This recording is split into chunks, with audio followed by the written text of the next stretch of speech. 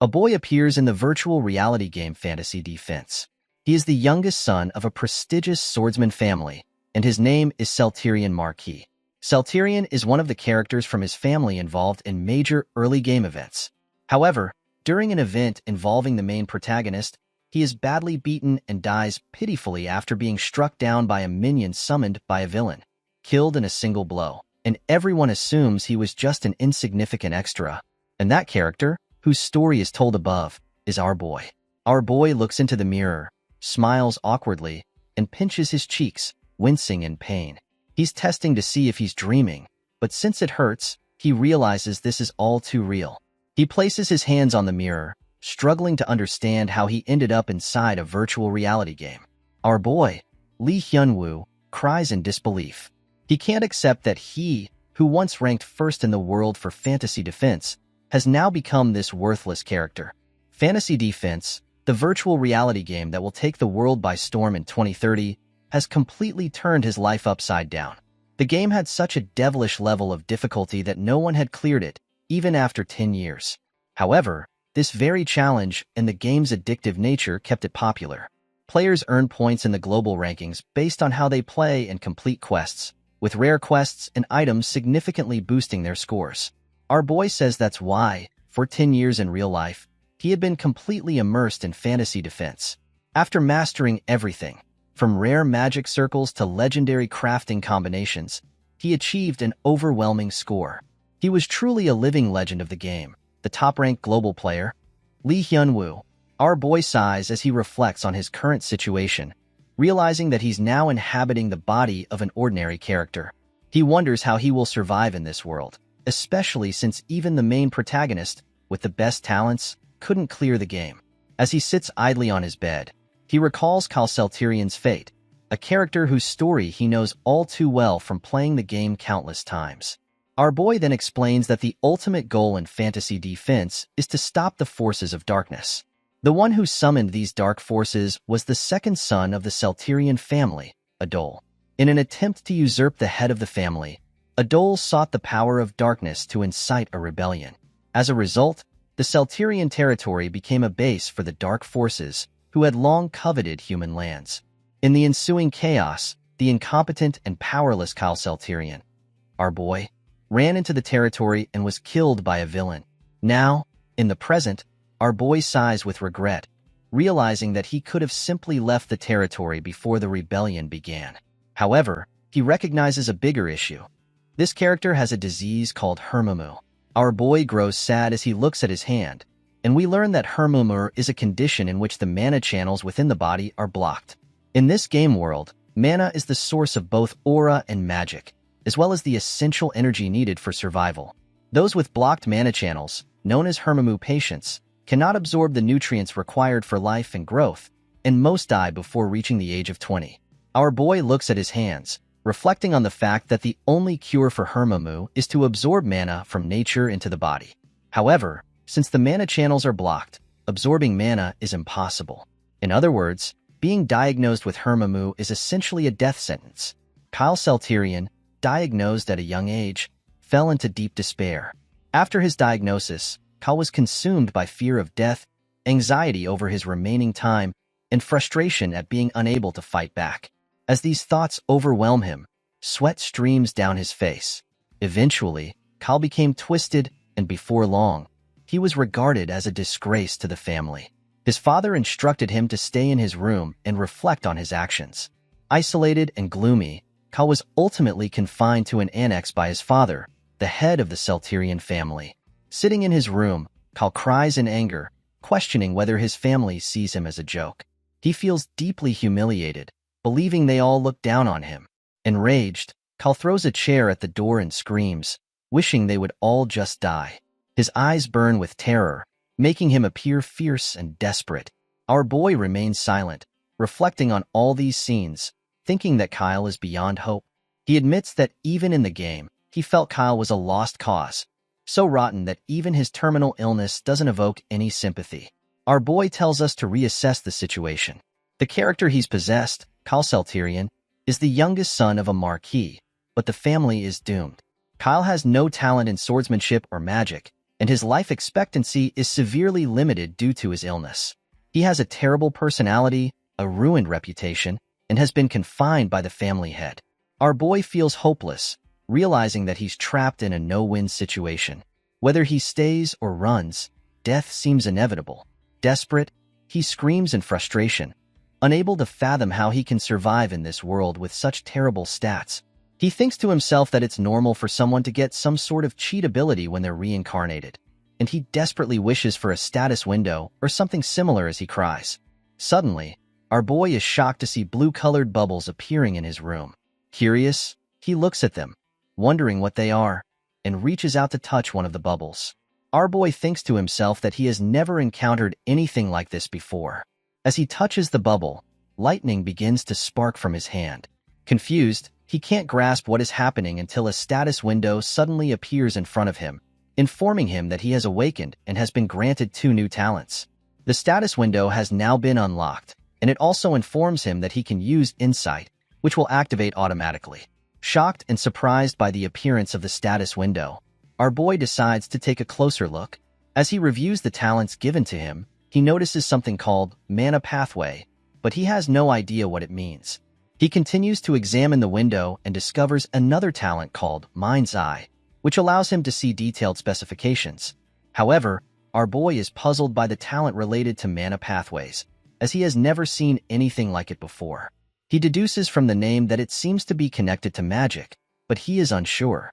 Confused, he recalls that the best magic talent is supposed to be Mana Companion. Yet, as he examines the status window further, he begins to trust his intuition, sensing that this new talent might be even more extraordinary than Mana Companion. Our boy thinks that Mana Pathways must be a top-tier talent, and a wave of happiness washes over him as he realizes that now, nothing will stop him. He glances at the blue bubbles again, recalling that the best magic talent was always supposed to be Mana Companion, but something deep inside tells him that this talent will be even better. As he touches one of the blue bubbles, a radiant blue light emerges from his hand. He feels a surge of power coursing through him and begins to believe that this must indeed be a top-tier ability. Clenching his fist, our boy becomes more certain. Back when he had the Mana Companion ability, he could never experience anything like this. While watching his hand transform before his eyes, he realizes that this is pure mana energy itself. If he can absorb it properly, mana will flow freely through his body, and according to his will, it will break through his limits. Our boy can feel the blue lightning coursing through his veins. He commands it to move according to his will, discovering that he can control it. Determined to break through the blockage in his mana channels, he shapes the mana into a drill, and it instantly transforms as he wishes. When he commands it to move, it obeys perfectly, flowing exactly as he directs. Overjoyed that it worked as he intended, our boy feels the mana flowing through his veins, though it's only reaching up to his elbow for now. He realizes that if he continues to gather mana and opens the path fully, he might be able to overcome the barrier of Hermamo. Feeling a surge of hope, our boy is elated. He won't die now. Meanwhile, in the territory, a maid finishes preparing lunch and wipes her hands with a towel. She remarks to herself that the meal is ready and decides to take it to Lord Kyle before it gets cold. But before she can leave, 2 other maids approach her, stopping her in her tracks. The maid, whose name is Urgel, looks at them in confusion. The 2 maids, one with green hair and the other with blue, gaze at Urgel with anger. The green-haired maid tells Urgel that they've decided to stop serving Lord Kyle for a while. The green-haired maid explains that they are protesting Kyle's behavior, saying that going hungry for a few days might improve his attitude. She demands that Urgel put the soup down immediately, and the blue-haired maid agrees with her. Urgel looks at them quietly and responds, "You can do whatever you want, but I'll still do my job." Her calm defiance angers both of them. The green-haired maid shouts at Urgel, accusing her of acting self-righteous, asking if she thinks she's the only one trying to be noble. In a fit of rage, she knocks the tray out of Urgel's hands. Urgel is shocked, but before she can react, the green-haired maid sneers, asking if she still thinks she's noble now. The maid continues to berate Urgel, reminding her that after her family's downfall, they sold her as a slave. Despite the insults, Urgel quietly kneels to pick up the fallen dishes, ignoring the green-haired maid's taunts. This silent resistance only fuels her rage. The green-haired maid, Now even more furious, seething with anger, she raises her hand to slap Urgel, shouting, "Are you just going to ignore us like this?" Suddenly, someone steps in and asks, "What's going on here?" The green-haired maid turns around to see a young man standing behind her, glaring angrily. Both the green-haired and blue-haired maids are shocked. It's Sir Leonhardt. The green-haired maid is visibly scared, while the blue-haired one nervously asks why Sir Leonhardt is in the kitchen. Sir Leonhardt glances at the meal spilled on the floor and asks, "Is this meal for Lord Kyle?" Internally, he's already pieced together that these maids are giving Urgel trouble. Sternly, he informs them that the meal is already late and orders them to prepare it again, quickly. Urgel, though confused, nods in agreement and begins to collect the meal, while the green and blue-haired maids look annoyed. As Urgel leaves with the food, Sir Leonhardt watches her in silence. Meanwhile, in Kyle's room, our boy is testing his newly discovered talents, insight and mana blockage manipulation. He muses that, with these two abilities, he might actually be able to change the fate of the fallen Marquis family. Our boy reflects that he's been playing fantasy defense for 10 years, giving him knowledge almost like foresight. And now, he's been born into this world with immense power. Our boy contemplates the immense wealth and influence of the Marquis family, realizing that it's not impossible to block the forces of darkness. He looks at the status window and identifies 3 main tasks that require his focus. First, he must clear the mana channels, overcome the barrier of Hermamu, and learn magic. Since mana blockage is closely tied to magic, it makes sense for him to pursue becoming a mage rather than a knight. The second task is to prevent the downfall of the Marquis family. The better the family performs, the better his situation will be. The Celterian Marquis, with its flawed reputation and wealth, can serve as a strong shield for our boy. Additionally, because the territory is located on the outskirts, he won't have to worry about the complexities of capital politics. The final and most crucial task is to gather talented individuals. Our boy acknowledges that to prepare for the major threats posed by the dark forces in the coming years, he will utilize his insight to identify people with potential, bringing them under his influence. These individuals will become reliable allies for him. While contemplating this strategy, our boy states that by building strength, he will undoubtedly survive. Our boy feeling pleased as he reflects that to gather talent, he should start by looking nearby. Considering the Celterian Marquis family, he concludes that Leonhardt would be a good starting point, as he is a valuable tank NPC. While our boy is deep in thought, Urgel enters his room, calling out to him. She informs him that she has brought a meal. As our boy looks at her, memories of their past interactions come to mind. He wonders about her name, but can only recall the first 3 letters. Just then, his insight ability activates, revealing that the target has a low rank. Urgel's essence is probed, and her status window materializes in front of our boy. He is shocked to discover that, with the help of his insight talent, he can access information about others.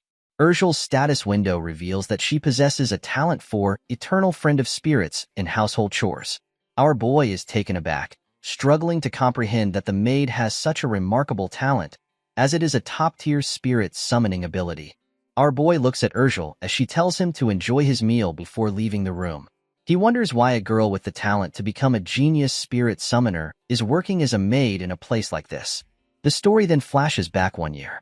At the auction house, the auctioneer gathers the attention of the gentlemen and ladies present, announcing that they have a very special item for sale, something not easily found elsewhere. He explains that they barely managed to bring her to the auction and then reveals the girl. Nervously, she stands before the crowd as the auctioneer introduces her as the 3rd daughter of the fallen Baron Helheim family. She is Urgel.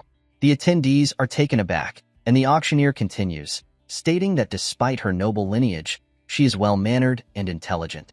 He urges the audience to place their bids. Bidding begins, with offers of 50 gold, 70 gold, and then 90 gold echoing through the hall. Sir Leonhardt sits nearby and advises Lord Kyle to leave, remarking that slave auctions are not worth watching. However, Kyle interrupts the conversation by bidding 300 gold for Urgel, leaving Leonhardt in shock. Leonhardt urges Kyle to reconsider his decision. The auctioneer announces the bid of 300 gold and inquires if anyone is willing to bid higher. Leonhardt questions Kyle, asking if he truly wants to buy a slave and wonders what his father would think about it. Angry, Kyle yells at Leonhardt to stop nagging him, asserting that he will spend his money as he wishes and that his father doesn't care about his choices. Despite Leonhardt's desire to intervene, Kyle begins to walk forward, and the auctioneer declares that the slave is sold for 300 gold. Kyle approaches Urgel, who stands there with her hands cuffed. He looks at her, and with a piercing gaze into her soul, he declares that she is now his. Kyle removes Urgel's cuffs and tells her that she is free now. He explains that she is no longer a slave since he has purchased her, and now she can go wherever she wishes. Urgel looks at him as he turns to leave. She stands there, contemplating her newfound freedom, but then recalls Kyle's words declaring that she belongs to him. As Kyle walks away, he notices Urgel stopping him by holding onto the cuff of his sleeve. She tells him that she will follow him. Confused, Kyle responds that she is free to do whatever she wants and continues on his way. In the present, our boy reflects on these memories while eating his lunch, realizing that they are actually Kyle's memories. He understands that the reason Urgel became a maid for the Marquis family was that Kyle took her in when she was on the verge of being sold as a slave after her family's downfall. Our boy feels a sense of empathy for Urgel, recognizing that she has endured so much at such a young age. He wonders if he has truly merged with Kyle, as he considers the emotions Kyle harbored towards Urgel. The feelings are vivid and profound. Our boy feels a shared sense of abandonment from the world, coupled with a lack of control over his fate. He takes a bite of his lunch, his eyes lighting up as he asks Urgel if she made it herself. Worried, Urgel asks with a trembling voice if something is wrong with the food. Our boy assures her that it is delicious and praises her cooking skills. He smiles and requests that she make this dish for him again next time. Urgel is taken aback, but eventually agrees with him. Our boy notices her affection for him, which shows a score of 35. He reflects on their dramatic encounter, thinking that it isn't a particularly high affection score. Given his delinquent behavior, he considers it a miracle that Urgel still holds any affection at all. Our boy recalls that in Fantasy Defense, there was no spirit mage NPC named Urgel. He suspects she must have been caught in the internal rebellion of the Marquis family and died before her talents as a spirit mage could truly blossom. Determined, our boy resolves that he will not let that happen this time. He refuses to allow such a valuable talent to slip away right before his eyes. Our boy asks Urgel if she has ever considered learning spirit magic. Urgel responds with curiosity, admitting that she knows nothing about spirit magic. Our boy explains that he believes she might have some talent for it. She remains silent, looking at him with confusion, and expresses that she has never imagined having any talent for spirit magic. Our boy realizes that it seems she has never encountered spirit magic even in her family home. He understands that spirit magic is known to be particularly expensive, likely something a lower-ranked noble family could not afford to teach her. Our boy thinks he will need to address this matter later. He encourages her to start considering it, assuring her that she will learn it soon. Urgel hesitates, and our boy insists that there is no option to refuse. He gets off the bed and stands in front of her, stating that she must follow his words. Urgel looks into his eyes, still confused. Our boy reassures her with a smile, telling her that she is his person now. To his satisfaction, he notices that her affection for him has increased to 50. A few days later, our boy, now ready as Kyle, tells Leonhardt to move aside because he wants to go outside. Leonhardt refuses, stating that he cannot go out. Our boy becomes angry, reminding Leonhardt that he has not been outside in days and asking if he must remain locked up there forever. Leonhardt insists that he cannot leave until the master grants permission, asking if Kyle has forgotten what the master had said. Our boy tries to remember and recalls that his father, while calling him a delinquent, had confined him to his room due to the trouble he caused for the Marquis of Celterion. He realizes that time is running out. Mana particles swirl in the wind, and our boy states that since discovering he could open his mana channels, he has been absorbing the mana in the room every day. However, the amount of mana available is not sufficient to open the channels all at once. Like experience points in a game, the mana accumulated in his body, gradually improving his physical condition, but it is nowhere near enough to cure Hermimu. That is why he needs to go outside and gather more mana. Our boy decides that he needs to go outside to collect more mana. He smiles and tells Leonhardt that he is not going far, just for a short walk around to get some exercise. Leonhardt is shocked to hear about the exercise. He remarks that it is the first time he has ever heard such a constructive reason from our boy. In response, Our boy becomes angry and asks what Leonhardt takes him for. Leonhardt explains that after being Kyle's bodyguard for years, this is the first time he has heard him say something like this. Our boy reflects on his reputation, which has been terrible for so long, and realizes that his trust level with Leonhardt is 0. He feels disheartened, thinking that he never expected Leonhardt to be such an impenetrable wall. Our boy concludes that Leonhardt is impossible to reason with. Currently, Leonhardt serves as Kyle's bodyguard, but he is originally a very famous character from the fantasy defense game, known for his excellent skills in both defense and offense, as well as his high potential. Leonhardt could be developed into a captain-level knight, serving as a tank in parties. He is also highly popular among players due to his loyalty trait, which ensures that he would never betray them. In the original game, after the downfall of the Marquis family, Leonhardt becomes a wandering knight who can be recruited by the player. However, since the Second Son's rebellion has not occurred yet, he is still at the Seltarian mansion. Our boy thinks it is a waste for such a talented person to serve as a babysitter for a delinquent like him. He wonders what the Seltarian Knight Order is even doing.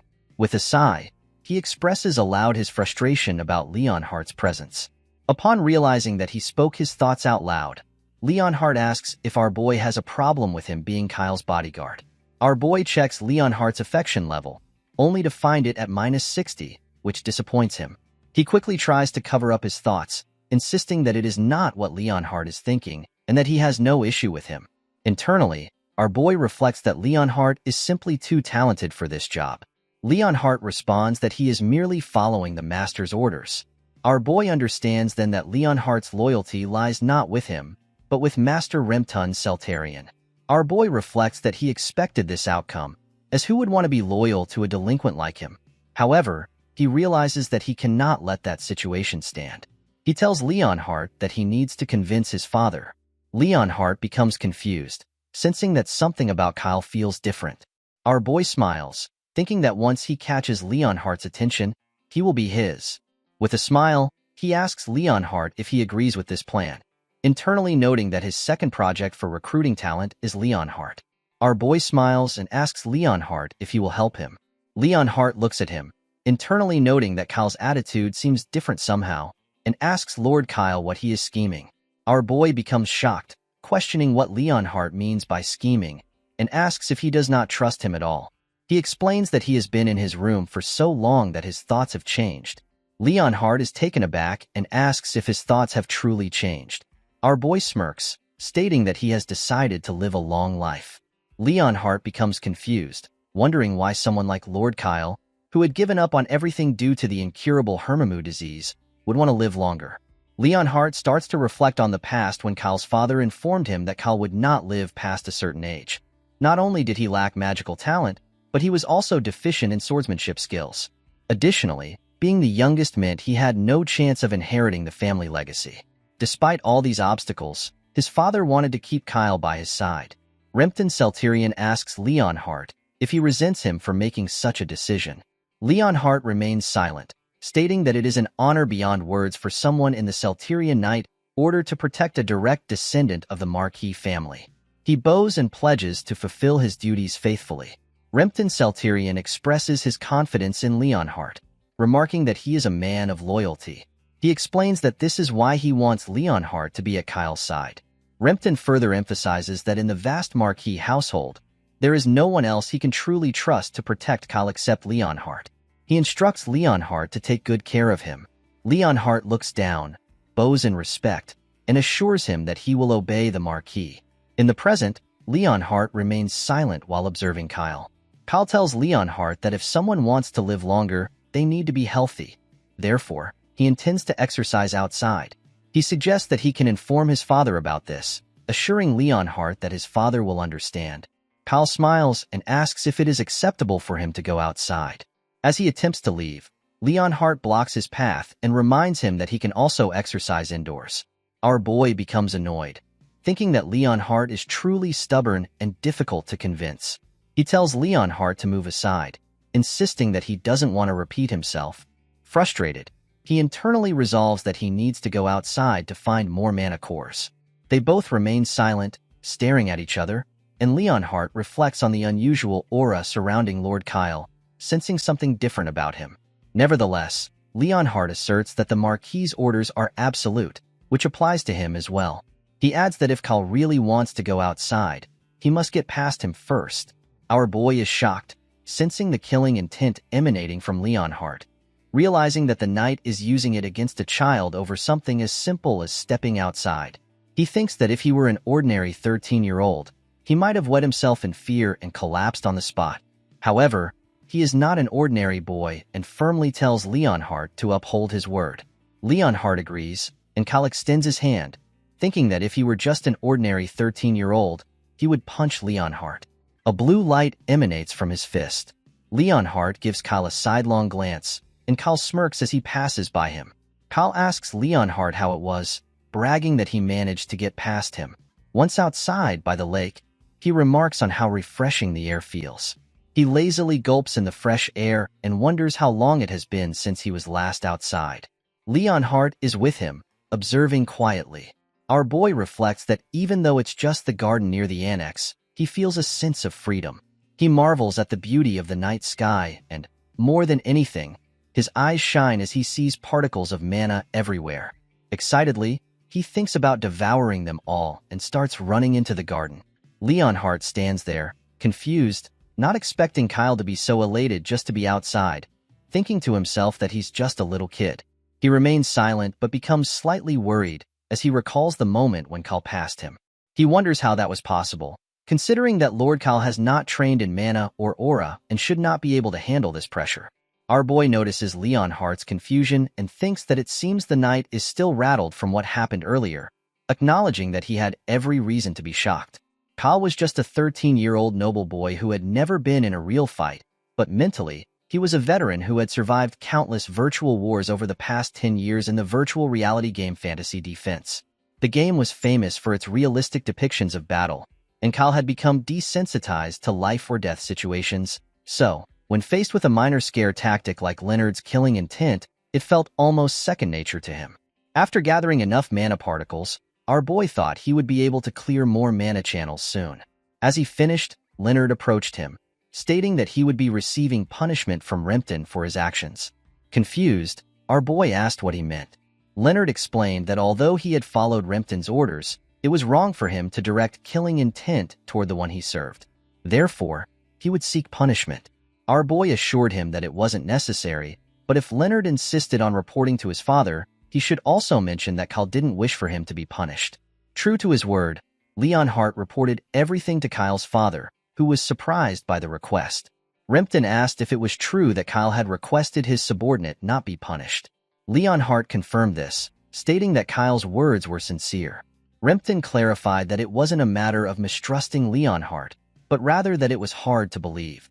Leonhardt acknowledged this, admitting that even he had difficulty accepting it. He reported that when Kyle had calmly faced his killing intent, he had doubted what he was seeing. Rempton pondered, trying to understand how Kyle had resisted the killing intent of a knight as skilled as Leonhardt. He then asked what Kyle did afterward in the garden. After a moment of thought, Leonhardt recalled the cold wind and the sound of moving water as Kyle sat in the garden, focused. He responded to Rempton that Kyle had meditated. Leonhardt slowly approached Kyle and asked if he knew how to meditate. Our boy responded that, when he was younger, his father had taught him some swordsmanship, and it was during that time that he also learned how to meditate. He then mentioned that he had quit shortly after realizing he had no talent for it. Our boy instructed Leonhardt to ensure no one disturbed him while he meditated, as it would disrupt his focus.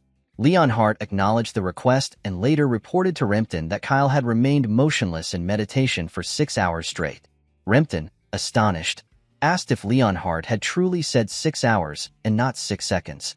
Leonhardt confirmed, leaving Rempton in disbelief. He recalled how, when Kyle was younger, he had tried to teach him swordsmanship. As a descendant of the family, it was expected that Kyle would also follow the path of a swordsman. Rempton had hoped that Kyle would grow strong enough to overcome Heroman disease. However, Kyle could not handle the training, complaining that his legs felt tangled. This infuriated Rempton, who scolded Kyle, telling him to get up. Rempton reminded him that no weak descendant had ever come from their family. Certain that Kyle lacked both talent and determination, Rempton had given up on the idea of him following the path of the sword. Yet now, the same Kyle had meditated for 6 hours, leaving Rimpton perplexed. He asked Leonhardt if Kyle had hit his head, or if it was even possible for someone to change so quickly. Leonhardt assured Rimpton that he had checked everything, including the food, and found nothing unusual. He admitted that Kyle had recently seemed different, not just in his determination, but even in the way he looked at him. It was clear that something had changed. Rimpton, mulling over this, decided that if Kyle was finally starting to mature, it wasn't a bad thing. He instructed Leonhardt to continue observing our boy, and Leonhardt agreed. Meanwhile, back in his room, our boy was gathering mana from the air around him. As the mana collected in his hand, he began channeling it into his body, enhancing his perception skills. His sharpened senses allowed him to assess the condition of his body accurately, feeling the mana coursing through him. He decided to attempt channeling mana all the way to his heart. The mana flowed through his arm, up his shoulder, crawled along his spine, and finally reached his heart. Our boy clenched his teeth in pain but felt a wave of relief when the system indicated that the path to his heart had been cleared. The blocked channel trait was weakening for the first time. He could now feel mana flowing through his entire body. Overjoyed, our boy realized he had successfully gathered external mana and cleared the channels leading to his heart. This meant he could now use magic. Determined, he clenched his fist and resolved to begin serious magic training. In that world, using magic required forming a mana circle near the heart. The higher the level of magic one wished to use, the more circles needed to be formed. Creating multiple circles took time, which is why those aspiring to be mages typically began their training early, usually between the ages of 5 and 8. By age 12, they should have formed their first circle to be considered suitable for the path of a mage by societal standards. Kyle, at 13, was a bit late to start learning magic. However, that was when he had been an ordinary NPC. Now, staring at his status window, our boy knew his situation was different. With the mana pathways talent and his mana channels cleared to the heart, he was finally in a state to learn magic. All he needed to do now was form his first mana circle. He pondered how to create it, wondering if he should attempt the method he had learned in the game. Suddenly, there was a knock. It is Leon who informs Kyle that his father has lifted the restrictions. Kyle is delighted to hear this. Leon further explains that the restriction is lifted on the condition that he accompanies Kyle. This allows Kyle to leave his room and walk around the garden, but Leon clarifies that he still cannot leave the mansion. Kyle happily responds that this is fine, thinking to himself that being allowed in the garden is a good enough start. He also believes that Leonhardt must have spoken favorably to the Marquis on his behalf. As expected, Kyle knew it was a wise decision to win Leon over first. However, he wonders how his favorability score improved by 30 points, considering it was minus 50 in likability when Leon first dismissed his hostility. Could Leon have been moved by watching him meditate all night? Remembering how exhausted he was after meditating for 6 hours, he wondered if Leonhardt was the type to be inspired by sweat and effort, much like in sports. With an idea in mind, he told Leonhardt it was perfect timing because there was somewhere they needed to go together. When Leonhardt asked where they were going, our boy simply replied that he would find out if he followed. They arrived at the library, and the librarian was horrified to see him. He greeted her, but she immediately questioned how he had gotten there and rushed to Leonhardt for an explanation. She reminded him that Kyle was forbidden from entering the library. Leonhardt informed her that Rimpton had lifted the restriction, which shocked the librarian even more. Tearfully, she recalled how Kyle had previously thrown books on the floor and torn them to pieces. She had begged him not to destroy the rare books she had obtained after traveling all over the Empire, but he had dismissed her pleas, stating that they were just papers she wouldn't be able to read once she was dead. He then proceeded to tear them up and throw them away, leaving her in tears. She reminded Leonhardt that, after that incident, Kyle had been banned from the library again. Clearing his throat to get their attention, our boy told the librarian that he had come to read books and asked if there were any related to magic. They both looked at him in confusion. She replied that, while the collection was limited, they did have some introductory level books for beginners, as the Duke's family had always emphasized swordsmanship over magic. He said that would be sufficient and requested a book explaining how to form mana circles. A moment later, he began reading about mana as the force that created everything, a form of supernatural urgal energy. The text also mentioned that supernatural urgal energy was a term defined by the scholar Joshua Allengrang, associated with his birth story.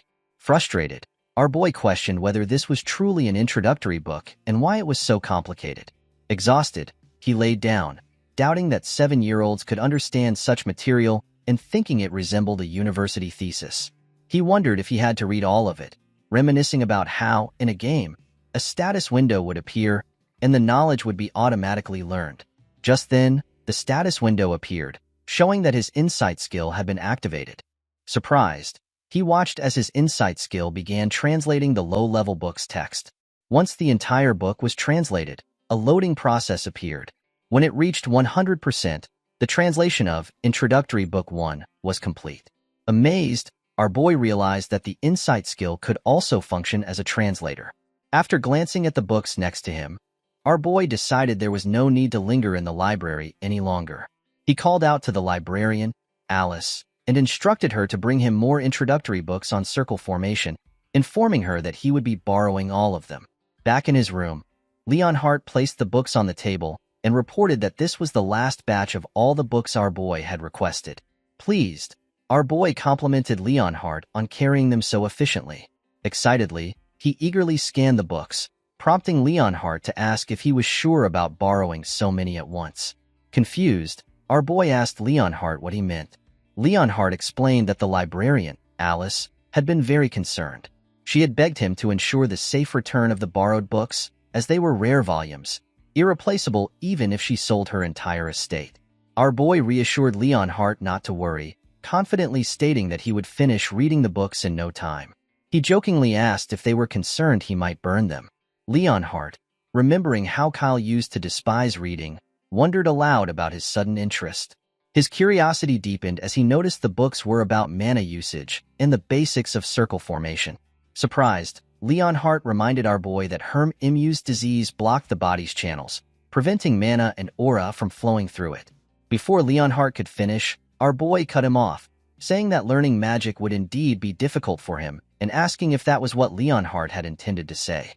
Leonhardt apologized for overstepping, but our boy assured him that he was correct. He acknowledged that everyone in the household likely thought the same and that what he was doing must seem strange to them. This caught Leonhardt off guard. Our boy then clarified that, as the infamous disowned youngest son, no one would be surprised if he acted oddly once or twice more. He added that reading wouldn't harm anyone, and he understood why Leonhardt was concerned, worried that another failure might send Kyle into deeper despair. However, our boy reminded him that, as he had said before, he didn't intend to die young. With a light punch on Leonhardt's shoulder, our boy swore he would do everything in his power to succeed. He then headed to his bed, announcing it was time to lie down and read some more, leaving Leonhardt in stunned surprise. Leonhardt watched as our boy lay down, picked up a book, and smiled happily. This triggered a memory of Kyle Salterian, a boy Leonhardt had once known, crying in the training hall and calling out for his father. Leonhardt had approached him, concerned, and asked why he was crying. Tearfully, our boy had replied that his father had told him he didn't need someone like him. Leonhardt had tried to console him, worried about his fragile state. As Leonhardt picked up one of the books, he reflected on how Kyle, once a tearful child, was now slowly changing. He then glanced at his status window and was shocked to see Kyle's favorability score toward him had increased to 0, no longer the -30 it had been moments ago. Puzzled, Leonhardt wondered what had caused such a sudden jump of 30 points in Kyle's favorability. He placed the book on the bed and told Kyle that he would be waiting outside if he needed anything. Caught off guard, Kyle stuttered a reply of acknowledgement. Smiling, Leonhardt left the room, leaving Kyle to wonder if his reading had caused the shift in favorability. He questioned why there had been no change in the library and speculated whether Leonhardt had a fondness for persistence. Kyle considered that devouring so many books at once might have been seen as persistence in Leonhardt's eyes. With a quiet laugh, he concluded that Leonhardt was indeed a strange guy, while Leonhardt, outside the room, walked away smiling. Our boy felt a wave of relief. Finally, he was alone, surrounded by books.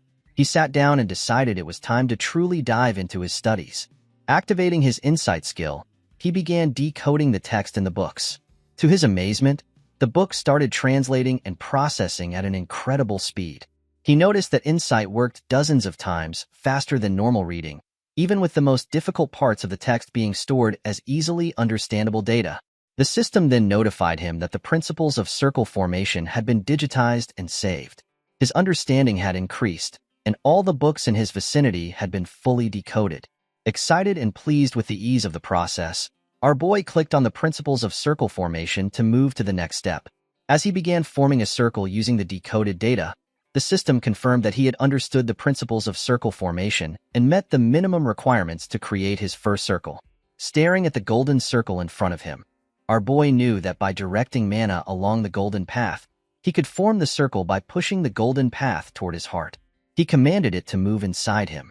The force of the golden path entering his body caused the book data around him to fly, and the system indicated that the mana was following the path within him. He felt a sharp pain in his chest, as if his heart were burning, yet he knew he had to endure. Otherwise, the mana would backfire and damage his organs. The magic circle began to form in his heart as he pushed through the pain, constantly telling himself to hold on for just a little longer. When the golden path finally began to disappear, leaving behind a completed magic circle, with the golden path vanished, a perfect magic circle formed inside his heart. The pain subsided, and our boy opened his eyes, wondering if he had succeeded. The system confirmed that he had formed his first circle, weakening his blocked channels and intensifying his mana pathways. He could now store refined mana within the circle. Overjoyed, our boy stood up, shouting in triumph that he had done it. However, his celebration was cut short as a wave of dizziness hit him. He noticed the bright light outside his window, realizing that it was already morning. Just before losing consciousness, our boy thought to himself that Leonhardt and Urgel were going to scold him for this, and then he collapsed to the floor. A short while later, Urgel entered the room, bringing his breakfast, and gasped in shock when she saw him lying on the ground, surrounded by books. She rushed to him in worry, shouting to ask why he was on the floor and what was with all the books in just one night. Our boy had successfully used all the mana he had accumulated to form his first circle. A new chapter in his life as Celterian, the official mage, had begun. Later that day, Alice was horrified when she saw the mess the books were in as Leonhardt returned them. However, Leonhardt comforted her, saying that at least none of the books were damaged. Days later, in the kitchen, Urgel carefully prepared our boy's meal as she placed the garnish on top, smiling as she remembered his reaction to the last meal she brought him and how he had praised it as incredibly delicious, just as she had expected. Grabbing the tray, she turned to deliver the food to our boy. However, a group of maids blocked her path, asking if the food was meant for Kyle. She confirmed that it was. The green-haired maid stepped forward and told Urgel that they would deliver it for her, so she could rest. Urgel became confused and asked what she was suddenly talking about. The green-haired maid reminded her that serving Kyle was Sally's responsibility and that Urgel was just a temporary replacement. Sally chimed in, mentioning that Kyle's personality had improved recently, and they were suggesting a return to the original arrangement. Urgel stared at them for a moment before replying that she didn't want to end things. If they had complaints about their work or wanted to change it, they should take it up with our boy directly. Furiously, the green-haired maid shouted at Urgel, ordering her to stop. But Urgel kept walking. Before she could leave the kitchen, another maid entered, staring at her. The tension grew as the green-haired maid continued shouting, asking if Urgel thought she was special. Urgel ignored them and left.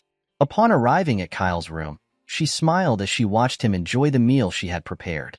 She asked if the food suited his taste and mentioned that she had adapted the recipe he had taught her last time. Our boy complimented her cooking, telling her that her skills improved day by day. Shyly, Urgel admitted that she had been practicing hard every day and had even learned a few new recipes from the head chef. Our boy praised her diligence and hard work. After finishing his meal, he put down his utensils and asked about her progress with spirit magic, making her visibly worried. He ordered her to bring the introductory book on spirit magic he had given her, which she quickly fetched. Opening the book, he asked how far she had read, and she replied that she was about halfway through. When our boy examined the book, he was surprised to see the worn pages and detailed notes. Realizing that Urgel had been studying diligently, he understood that, coming from a noble family, she had a solid basic education, so her learning speed wasn't slow. He also considered that, given her age, she was quite talented, and it would be ideal to build her skills gradually over time. However, our boy sighed and told her that at her current pace, it wouldn't be enough, which left her surprised. He knew they didn't have the luxury of time. In 2 months, the Seltian family would hold the heir succession ceremony, and on that day, the coup led by the second son, Adele, would take place. The Marquis family would fall, and Urgel, caught in the chaos, would lose her life.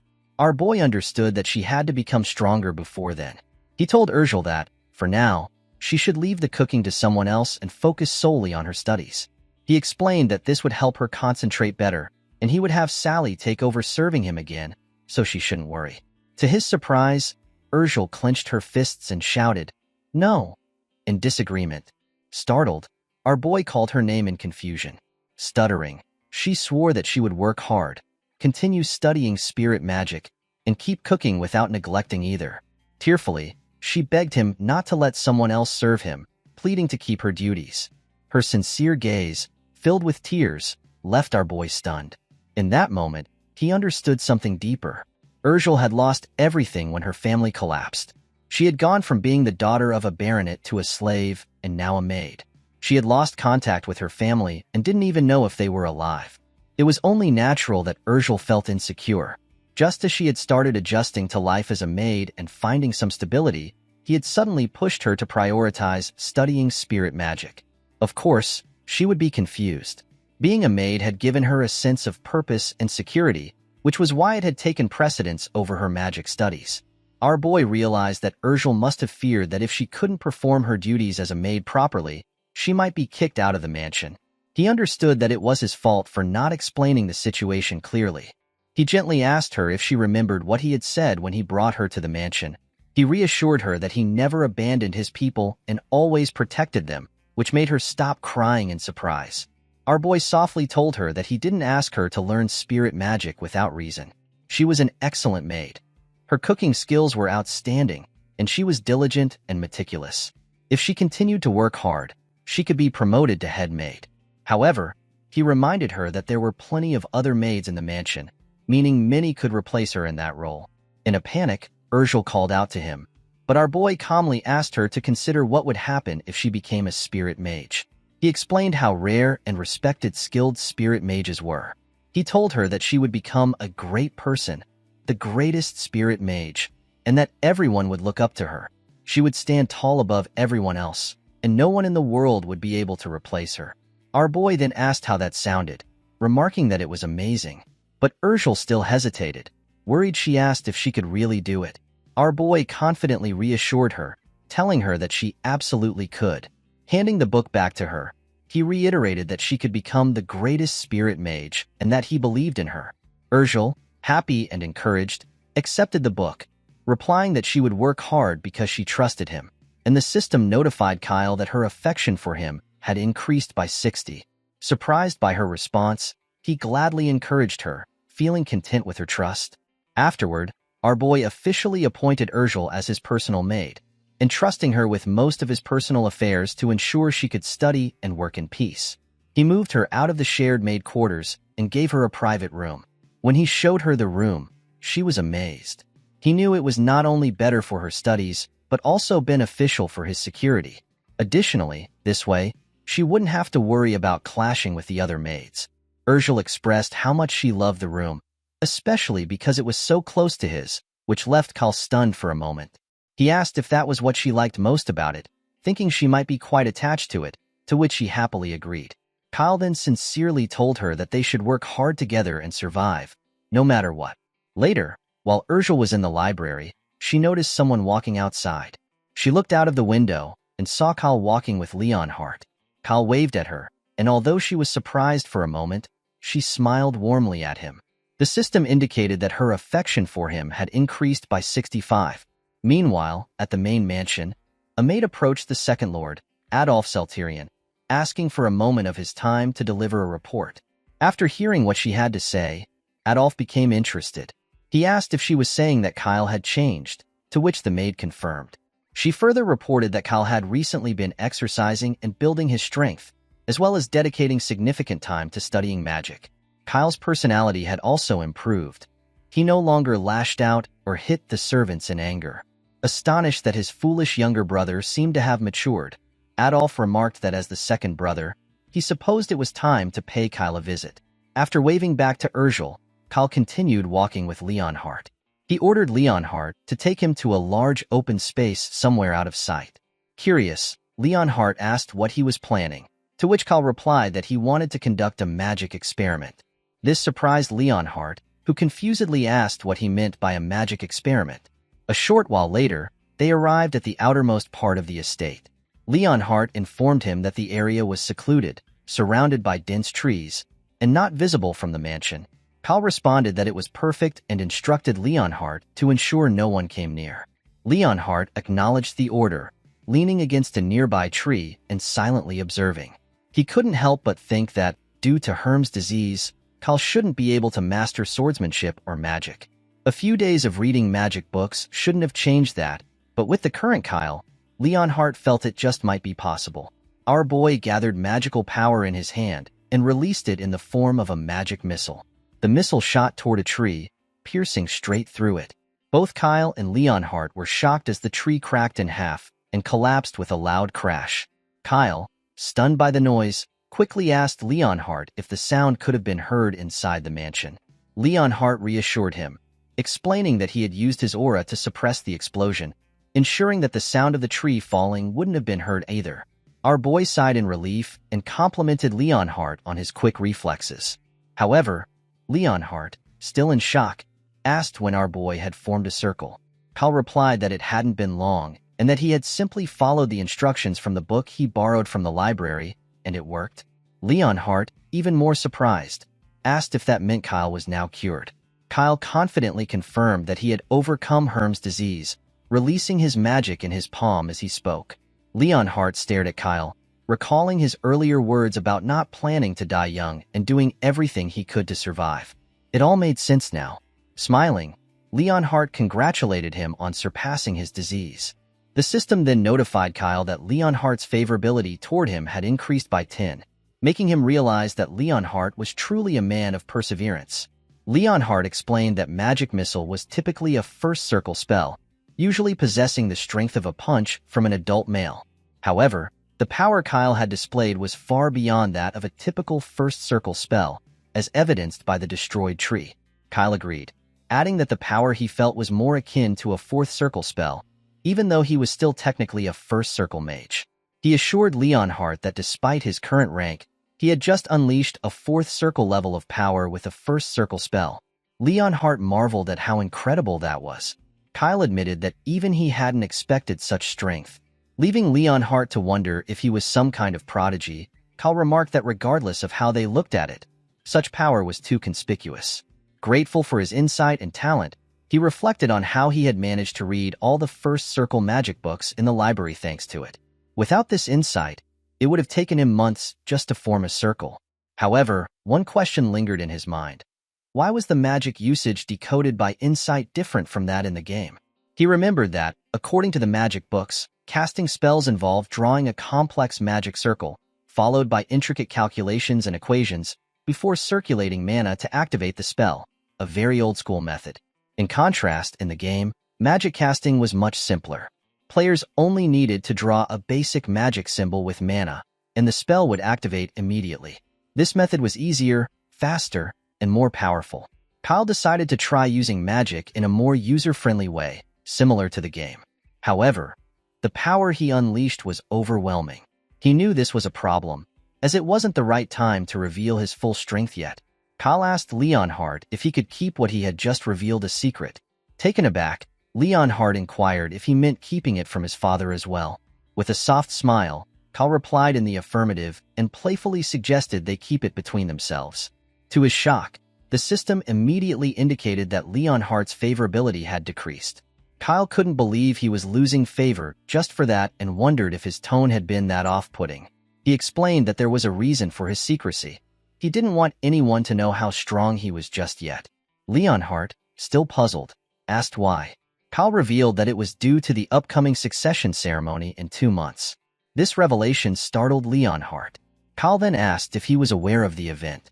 The succession ceremony of the Marquis of Sutyan family was a traditional competition to determine the heir, based not on age, but on merit. The family judged candidates based on personality, swordsmanship, wisdom, knowledge, public support, and the opinions of loyal followers. The goal was to select the most promising heir capable of leading the family to greater prosperity. Currently, two individuals were fiercely competing for the position of heir. The eldest son, Abel Celterion, and the second son, Adolf Celterion. Abel, the eldest son of the Marquis's legitimate wife, was the most likely candidate, known for his gentle nature and exceptional swordsmanship skills. He had been groomed to be the heir since childhood, growing up under high expectations as a model elite, primarily supported by the family's long-serving retainers. On the other hand, Adolf, also born of a legitimate wife, had long been overshadowed by his elder brother and overlooked for many years. However, as he matured, Adolf's personality became more composed, and his swordsmanship skills improved rapidly, allowing him to stand out. His supporters were primarily young, passionate knights. The scene shifts to the main palace, where Adolf and Abel meet with their supporters. Adolf asks Abel if he's been ignoring his younger brother. Abel, smiling, replies that it has been a while. He further explains that he was so lost in thought, he didn't even notice Adolf approaching. Frustrated, Adolf tells Abel to stop joking, as it's hard to believe that Abel, who manifested an aura at the age of 5, couldn't sense someone's presence. Abel responds, saying that was a story from ages ago and wasn't a big deal. It had been a childhood fluke, nothing worth bragging about. He then tells Adolf that he is embarrassed, and Adolf shouldn't bring it up again, or people will laugh at him since it's not worth mentioning. Abel notes that Adolf was the one who first manifested an aura at the age of 15. One of Abel's subordinates then remarks that his son had a similar experience, and he had worried that his son was slow and lacked talent. Abel reassures him, saying that some people start slowly, but now that his son has taken that difficult first step, he will grow quickly, Abel added. Angered by this, one of Adolf's subordinates told Abel's men to stop talking nonsense. However, Adolf, with a serious gaze, intervened and told his subordinate to stop.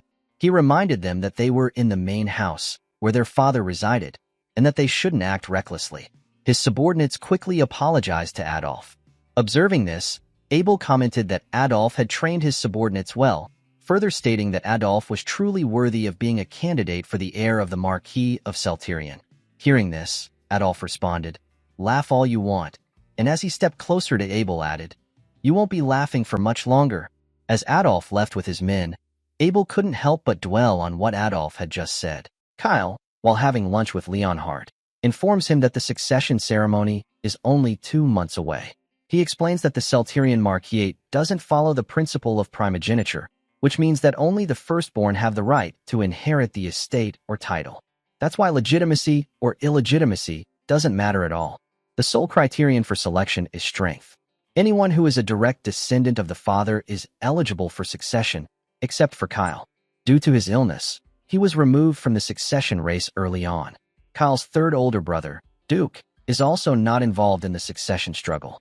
While being 15 isn't a problem, Kyle's swordsmanship and magic are still inferior compared to his much older brothers. Leonhardt then discusses the current situation, and Kyle confirms that his eldest brother Abel and his second eldest brother Adolf are the only two individuals competing for succession. It is a duel between the two of them. Both Abel and Adolf would not welcome any unexpected developments because there is very little time left until the ceremony.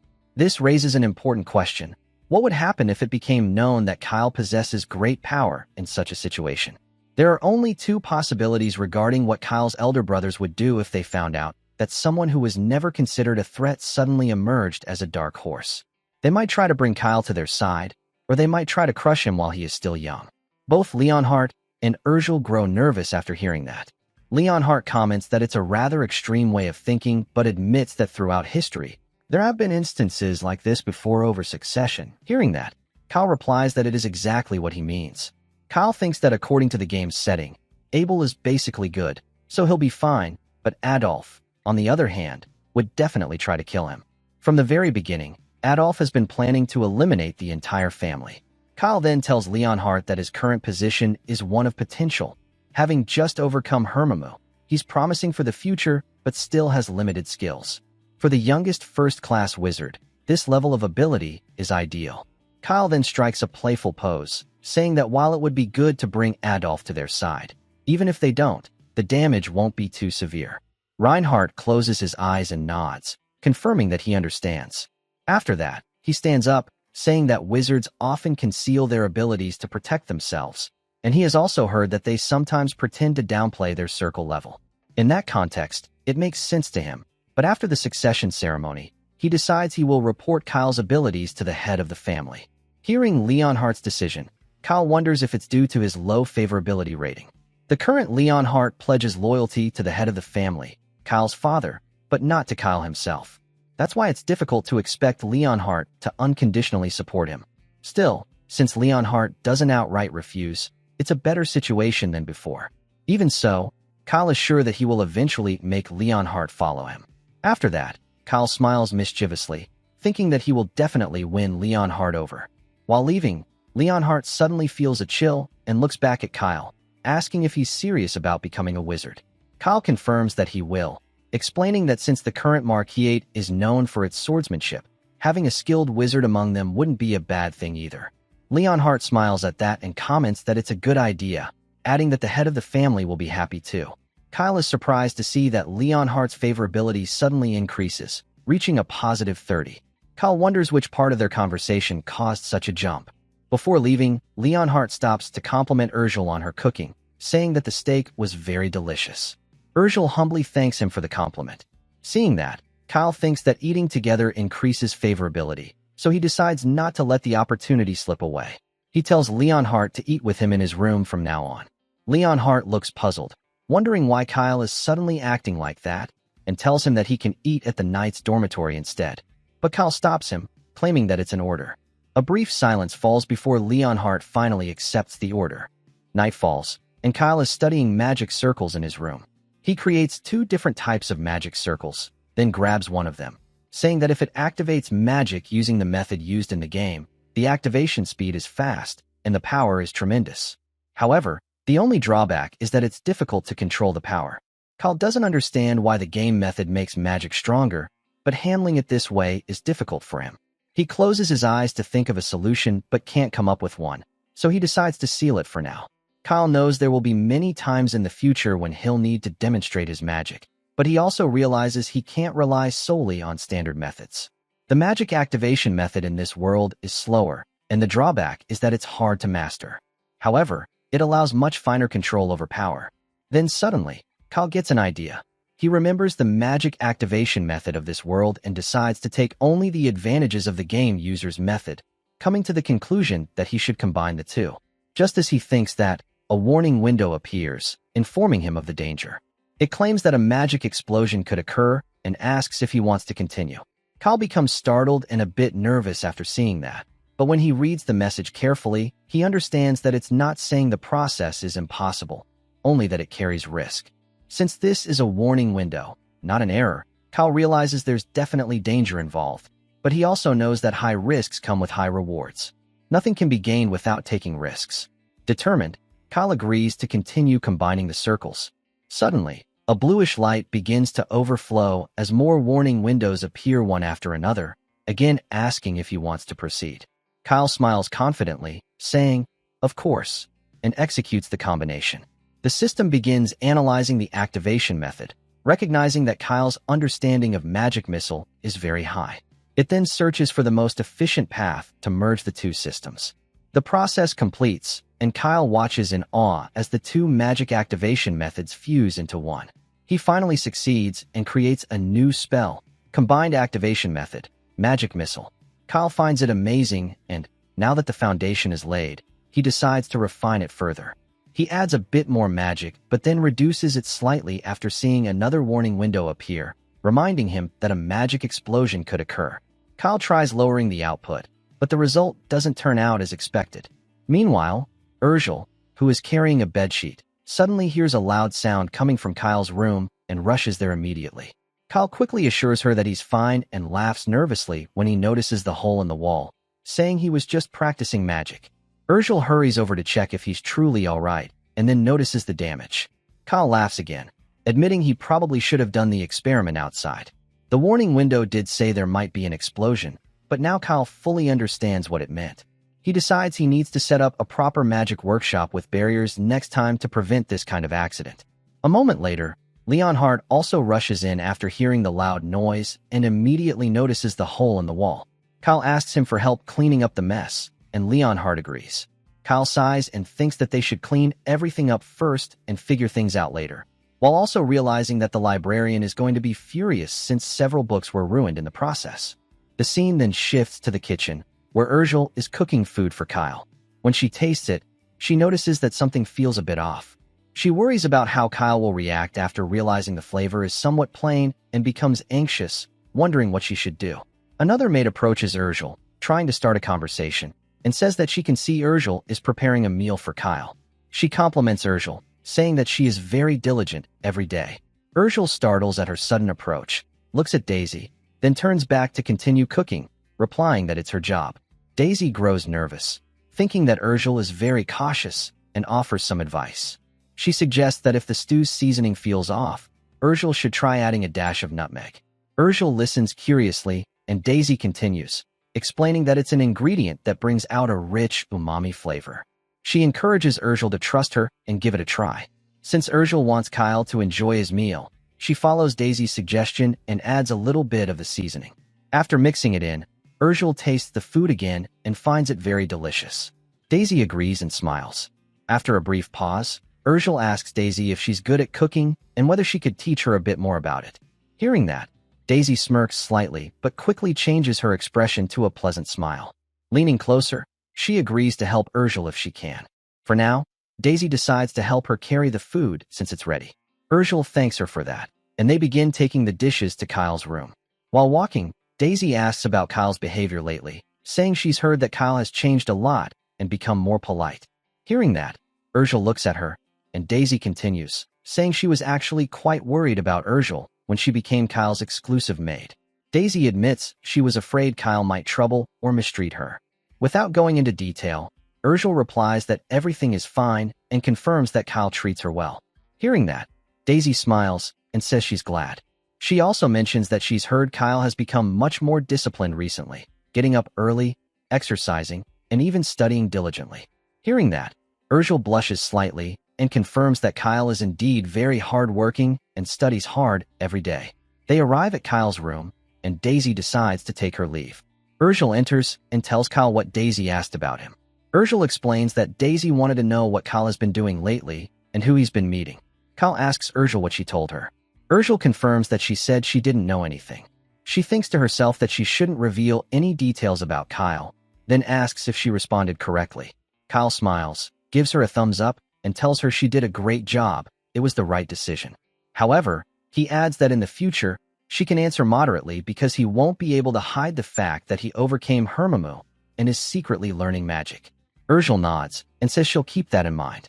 Sitting on his chair, Kyle thinks to himself that he expected the impatient one to act first, but it seems the tail is already showing.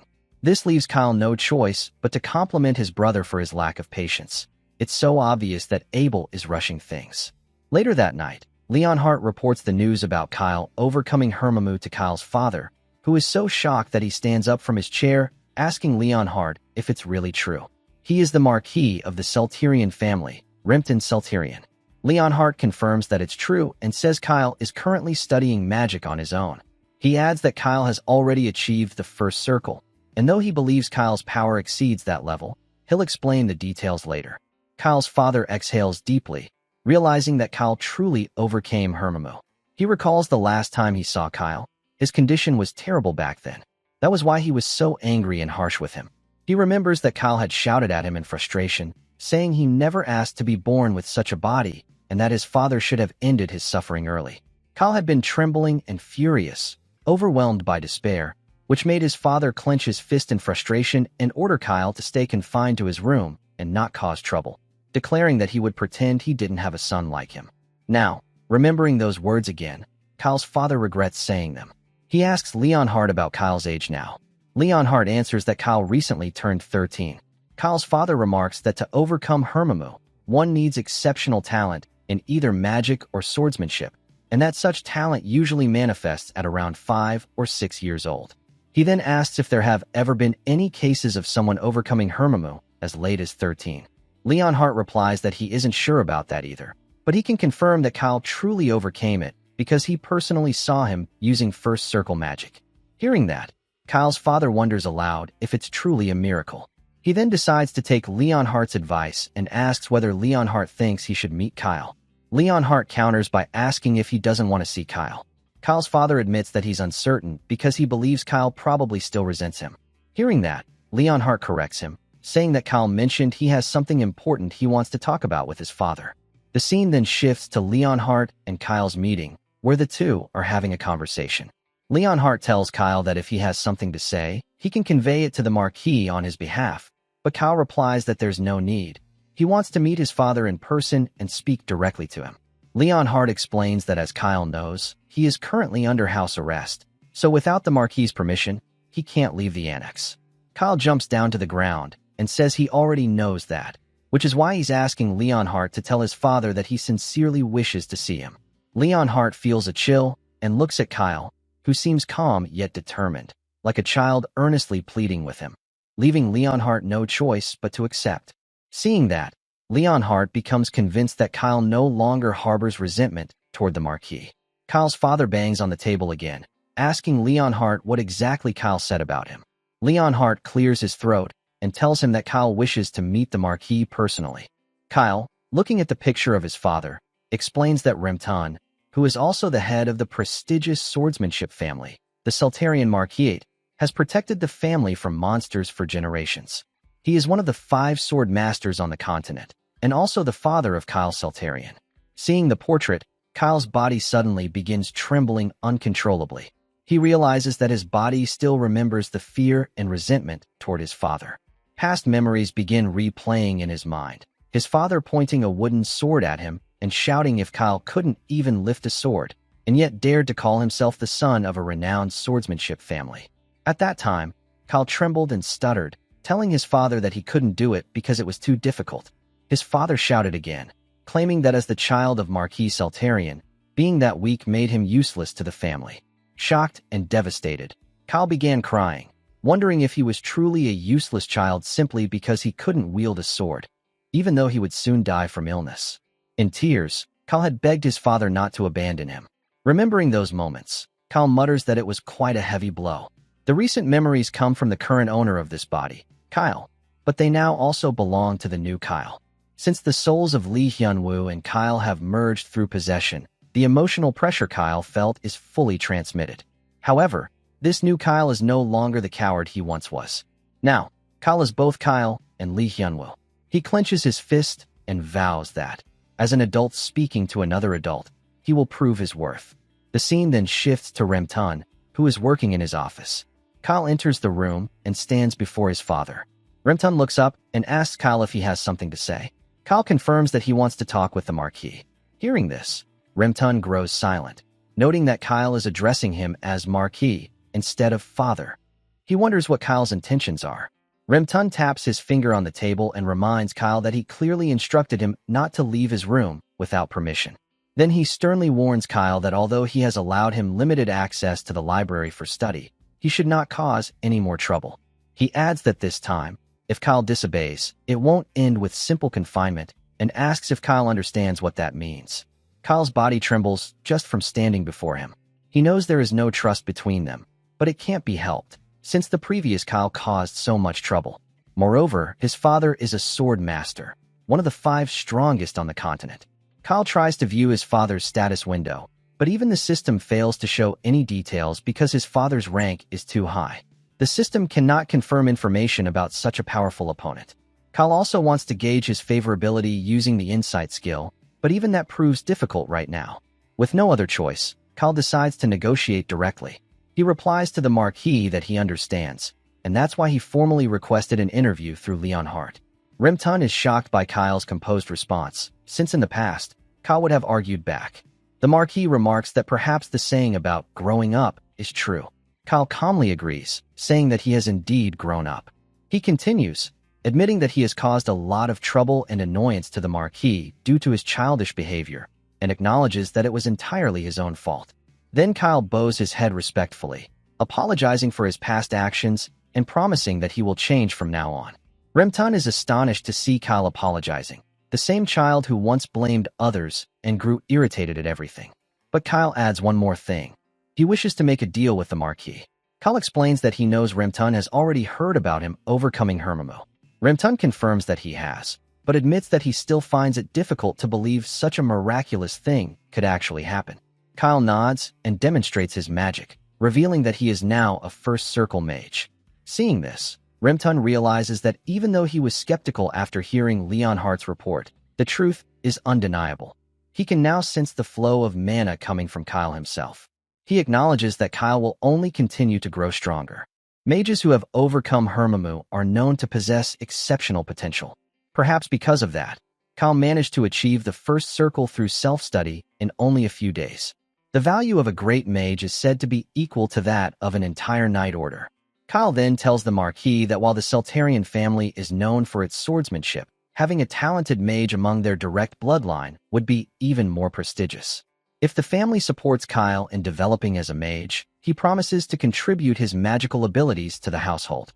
In doing so, he would become a great asset, allowing the Seltarian Marquis, which masters both swordsmanship and magic, to stand above all other noble families in the kingdom. After explaining everything, Kyle asks what the Marquis thinks about this mutually beneficial deal and respectfully requests that he invest in him, a truly capable talent. Kyle knows that in life, everything is give and take, and the fastest way to earn favor is to show what one can offer in return. Remtun values the family's benefit and honor above all else, so simply appealing to fatherly emotions would never persuade him. He is the kind of man who would make ruthless decisions for the sake of the family.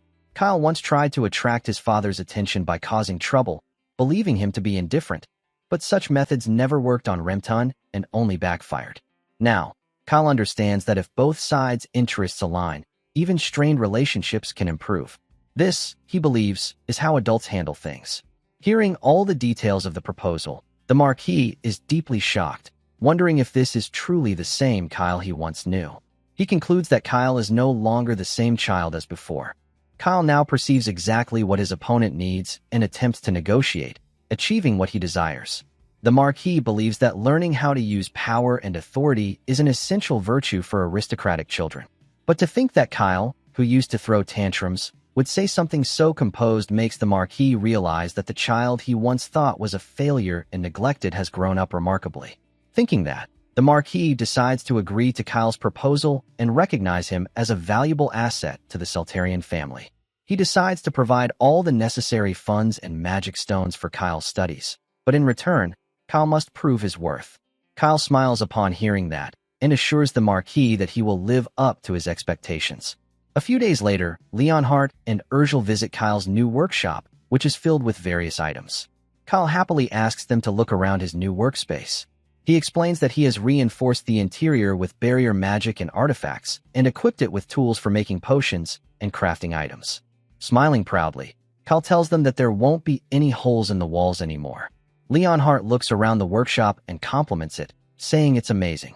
He comments that creating such a place must have cost a fortune and then asks Kyle where he got the money, as his usual allowance couldn't possibly cover all this. Kyle cheerfully explains that it's all his father's money, adding that he simply showed a bit of charm, and the Marquis gladly provided the funds. Later, Kyle excitedly tells his father about the things he needs, while the Marquis quietly watches him, still thinking to himself whether Kyle is really the same child from before. Leonhardt, startled by Kyle's words, nervously remarks that Kyle's charm really worked on the Marquis. After that, Kyle calls Urgel over, and she asks if there's something he needs her to do. Kyle confirms that it's not about that, but explains that since it's difficult to use spirit magic inside this room, he has prepared a separate space for it. They enter the next room, and Urgel looks around at all the magic stones and equipment laid neatly inside. The area is soundproofed, allowing her to practice spirit magic without worry. Not only that, Kyle has also gathered books and spirit stones so she can use them freely. Looking around nervously, Urgel asks Kyle if she can really use the space for herself, even though it's right next to his workshop. Kyle confirms that she can use it as much as she likes. As Kyle mentioned before, he wants Urgel to become his trusted aide, not just a maid who serves him, but someone who can grow into an irreplaceable spirit user. Urgel feels deeply moved hearing that and begins to cry. Kyle becomes startled seeing her tears. She quickly tells him that she will work very hard, learn diligently, and become someone truly helpful to him. Hearing that, Kyle notices a system notification showing that Urgel's favorability has risen to 70. Kyle smiles and tells her yes, looking pleased. Urgel wipes her tears, but suddenly, a nearby magic stone begins to shine. A magic circle appears beneath where Urgel is standing, startling both her and Kyle. Kyle asks Urgel what's happening and why the spirit magic circle is reacting, wondering if she just used spirit magic. Urgel is equally shocked and insists that she didn't do anything. Then, before their eyes, light gathers in front of them. A small creature materializes, glowing with a yellow light. Kyle's eyes widen in surprise as he realizes that it's a spirit summoning. The creature immediately floats over to Urgel and hugs her tightly. Seeing that, Kyle watches curiously and concludes that it must be a summoned spirit, considering how it instantly clung to Urgel. Urgel gently holds the creature and wonders aloud if it's truly a spirit, while Kyle thinks to himself that it's exactly as expected from someone with the eternal friend of spirits talent. He smiles and compliments Urgel, telling her she's already capable of summoning spirits. Urgel, surprised and a bit confused, responds that she didn't even do anything to make it happen. Kyle explains that spirit magic is different from casting spells or reciting incantations because it involves sensing the spirit's energy and nature through one's soul. When Urgel's emotions became heightened, the spirit stones in the workshop reacted and summoned the spirit on their own. Hearing that explanation, Kyle looks at the small creature, thinking about how emotions can affect magic. He then tells Urgel to look at the table where the spirit stones were placed, but now, they are all gone. Urgel is shocked and asks if she really used all of them, wondering what she should do. Kyle calmly tells her that it's fine, explaining that the stones were meant to be used for that purpose anyway. Kyle starts thinking that he didn't expect a spirit to be summoned so quickly, while Urgel worries about having used up all the spirit stones that Kyle provided. Meanwhile, Kyle wonders what kind of spirit it is and tries to check its information. However, the status window reports that the target is a high-ranking entity, meaning it cannot be identified using the insight skill. Even though the spirit appears small, it's classified as high-ranking, making the skill ineffective. Left with no choice, Kyle asks Urgel if she knows what kind of spirit it is.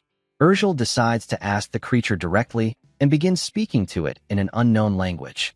After a moment of communication, she turns back to Kyle and explains that the creature's name is Ashiris, an ancient spirit of light. Kyle is shocked to hear that the chubby little spirit is actually an ancient spirit of light. Ashiris seems offended by his reaction and speaks rapidly in its own language. Ancient spirits are so rare that even top-level spirit mages might only be able to summon one after using countless spirit stones and praying for days. And to think that Urgel summoned one unconsciously, and in a single attempt, leaves Kyle completely astonished. Kyle comments that Ashiris seems too playful for an ancient spirit, which makes the spirit angry. It flies at him in irritation, lightly bumping into him. Urgel quickly warns Kyle that Ashiris isn't in its true form and explains that if it were to revert to its full form, the entire mansion could be damaged. Kyle understands immediately and pats his head, sighing in relief that it didn't escalate further. Leon Hart, who has entered the room, asks Kyle if he's alright, while Urgel gently scolds Ashiris, telling it that such behavior isn't good. Suddenly, she hears something unexpected and tells Kyle that the spirit says it wants to become her friend. Unsure what to do, she asks Kyle for advice. Kyle explains that the spirit is suggesting a contract. Since it was unconsciously summoned by Urgel, it means she is highly compatible with it. Hearing that, Urgel turns to Ashiris and asks softly if it's really alright to form a contract.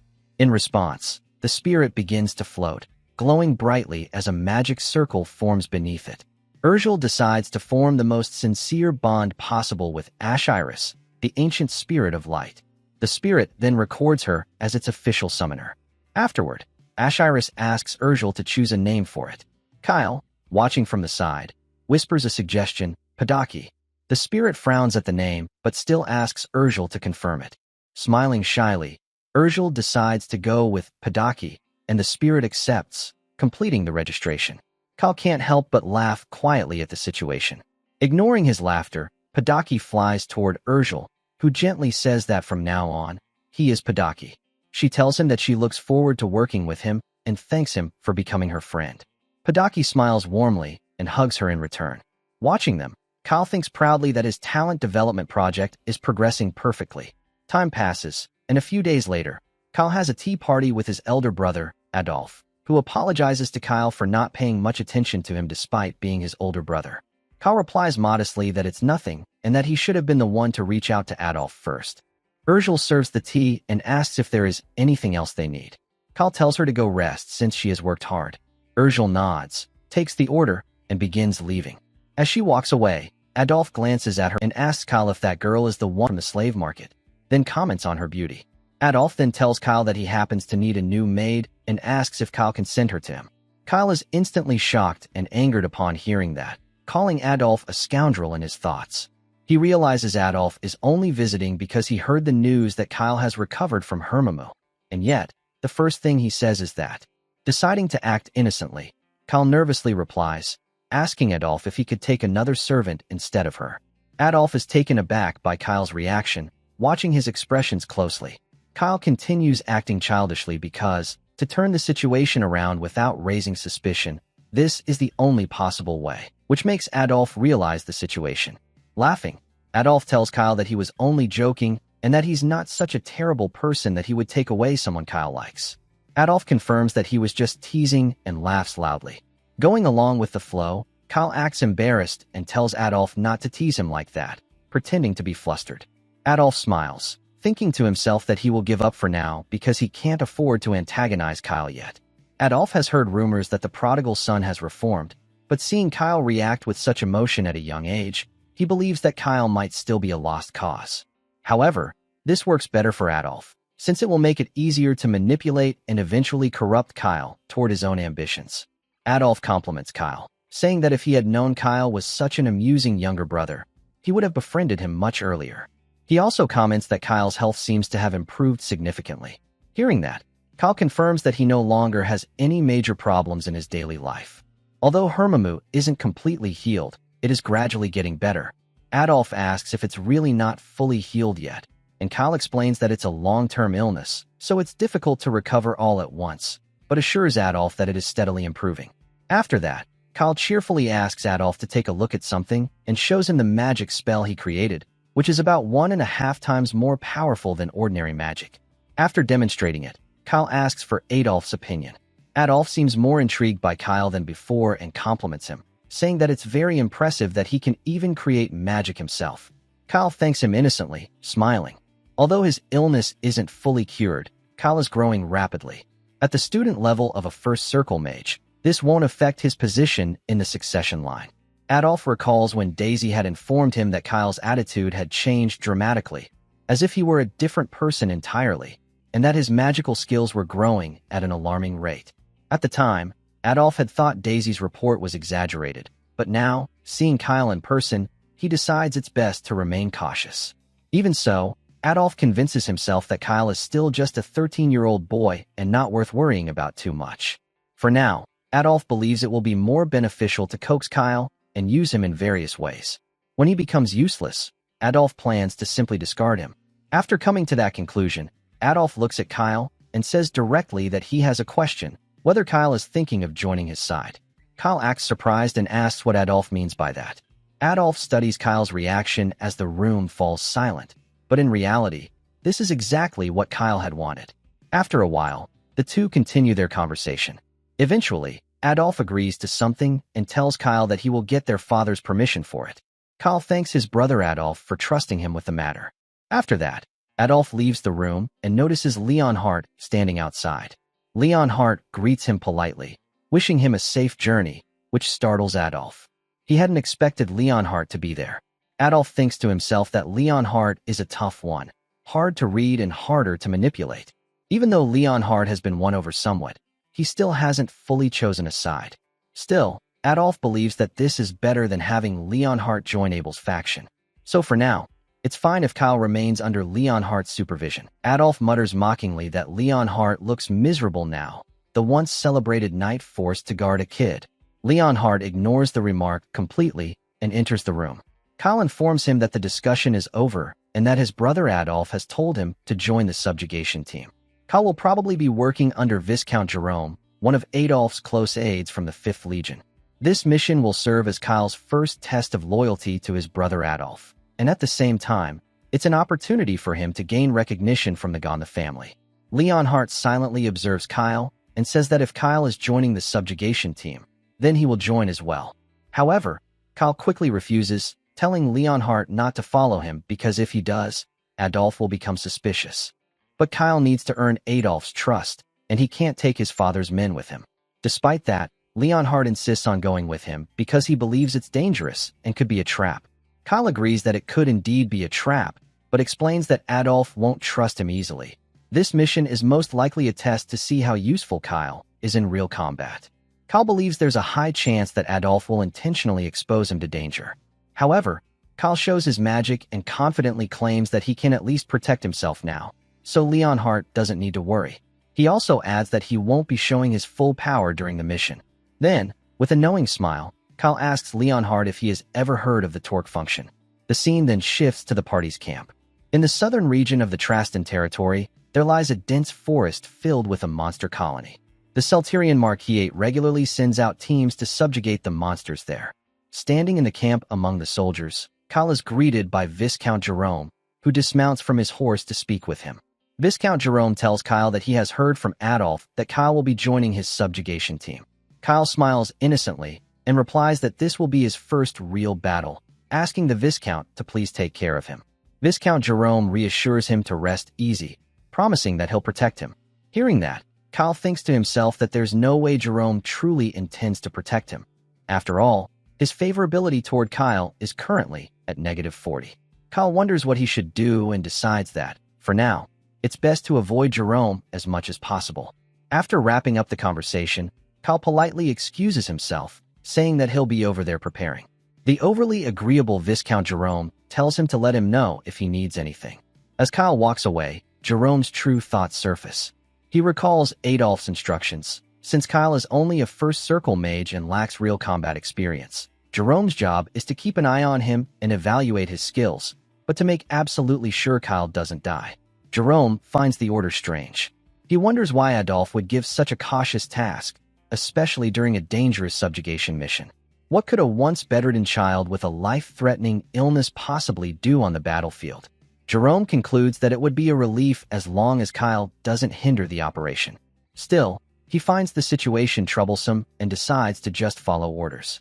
The party eventually departs, and the scene shifts to Kyle using his magic in the field. With ease, he defeats several goblins, leaving a deep impression on Viscount Jerome and the other soldiers. In one swift strike of lightning magic, Kyle wipes out an entire group of goblins. As the battle continues, Kyle keeps defeating more enemies, earning the admiration and favor of both Jerome and the soldiers. They begin praising his strength, and Viscount Jerome himself compliments Kyle, calling him amazing and saying that this is the easiest subjugation mission they've ever had. Jerome's favorability toward Kyle shoots up to 50 almost instantly. Kyle can't help but think that he's never encountered such an easy person to win over. His favorability score jumped by 90 points in a single day. Viscount Jerome, now smiling brightly, tells Kyle that Adolf will be very pleased to hear about his outstanding performance. Kyle smirks confidently and strikes a pose, deciding it's time to move forward with the next part of his plan. After clearing the battle, everyone gathers around to eat at night. Sitting together, the soldiers congratulate one another for their victory. Kyle blushes and modestly says that he hasn't done anything to deserve such praise, but Viscount Jerome corrects him, saying that Kyle's magic skills are truly impressive. The other soldiers and knights agree with Viscount Jerome, admitting that they were wrong about Kyle. One of the soldiers remarks that since Kyle is so young and always stayed in the manor, they thought he would struggle with both combat and camping. But Kyle not only joined the battle bravely, he also hasn't complained about the harsh camp life or the food. They all find Kyle very mature for his age. Kyle humbly comments that his brother Adolf has also lived like this whenever he went on monster subjugations. Thinking of that, Kyle adds that he couldn't just act like a spoiled child. His words deeply move the soldiers, and several of them even tear up, saying they didn't know Kyle admired Adolf so sincerely. Viscount Jerome, touched by Kyle's words, tells him not to worry because he will personally report to Adolf how much Kyle respects him and how greatly he excelled in battle. Hearing that, Kyle receives a notification that Viscount Jerome's favorability has increased by 60, along with that of the other soldiers and knights. Kyle can't help but think that they're all very easy targets to win over. Later that night, most of the soldiers fall asleep, except for the night guards and Kyle. Stepping out of his tent, Kyle tells one of the guards that he's going to take a short walk before resting. The guard agrees but advises him not to go too far. Kyle smiles, noticing how relaxed they are, thinking how no one suspects anything simply because he's a child. The knights, encouraged by the day's victory, have fallen asleep from exhaustion. There are only a few sentries awake since they don't expect any danger from goblins, but they have no idea about what's coming. Holding a small bottle in his hand, Kyle chuckles quietly and mutters that he used this item for experience farming back in the game. It's an ogre perfume, an item that summons ogres within a 10-kilometer radius, an invention created by Kyle Saltarian himself. Before departing, when Kyle showed this to Leonhard admitted that he had never heard of such a thing before. That's when Kyle realized he was the first to create it, as the world had not yet discovered the recipe for the ogre perfume. Kyle explains that it's literally a perfume that attracts ogres within a set range.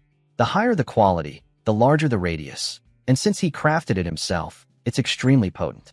Leonhard had warned him that their target was only the goblin colony, and that ogres were high-level monsters that would be too dangerous for the team to handle. But Kyle simply replied that this was exactly what he wanted.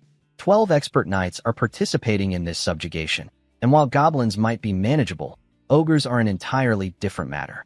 When Kyle looks at the regular soldiers of the 5th Legion, he knows that despite being called a knight order, though loyal to Adolf, their individual skills are mediocre at best.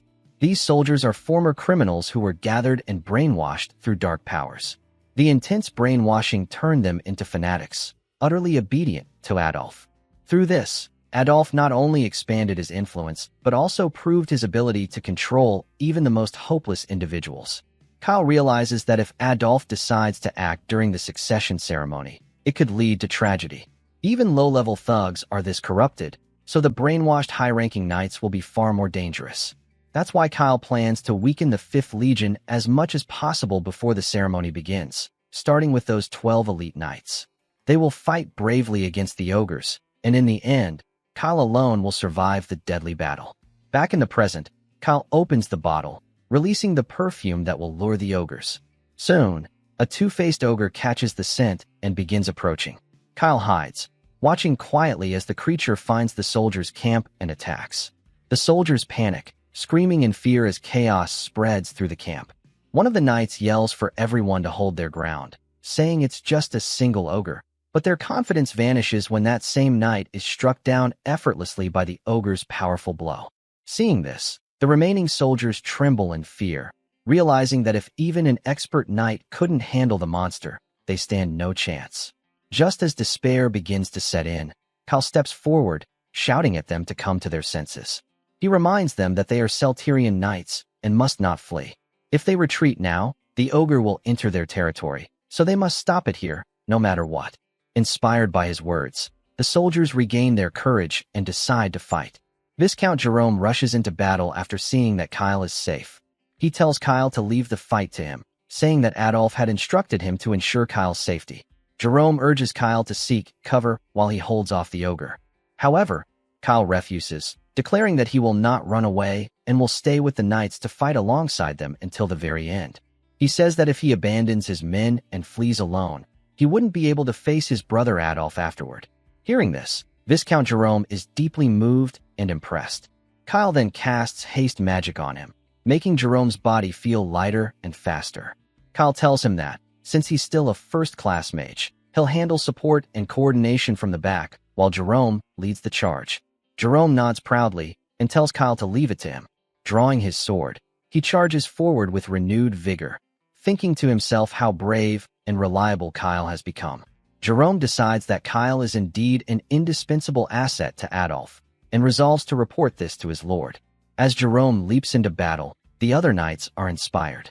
Seeing both Viscount Jerome and the young Lord Kyle refusing to back down, they can't bear to show weakness either. Together, they charge toward the ogre. Kyle follows them, shouting encouragement and urging them to give it everything they have. Deep down, he knows that this is exactly what he planned. The ogre perfume works perfectly, summoning not just one, but several more powerful variants of ogres. Watching from behind, Kyle smirks coldly, thinking that this is the place where the 5th Legion will meet its end. Another knight falls at the hands of the ogre. Viscount Jerome, still fighting fiercely, uses a special technique that makes his eyes glow. He shouts at the ogre, declaring himself as its target. The ogre's eyes also begin glowing as it starts moving erratically. Taking advantage of the opening, Viscount Jerome attacks from behind, continues striking. But despite his efforts, the soldiers grow increasingly terrified as the fully trained knights are being defeated one after another. With only a few left standing, the soldiers begin to lose hope, wondering if they will make it out alive because the ogre is simply too strong. Seeing them tremble in fear, Kyle smiles slightly, thinking that it's better this way. Otherwise, there would be no point to his plan. He decides that he will expose and eliminate every last one of the knights tainted by darkness right here. That is the true purpose of summoning this imposing ogre. Viscount Jerome thinks back in panic, realizing that there were originally 12 high-ranking knights, but now, including himself, only 3 remain. Sweat runs down his face as he wonders if they can really win this fight. Gripping his sword tightly, he considers using their final resort. Then, he recalls Adolf's warning about the power they had gained, the dark energy that made them stronger.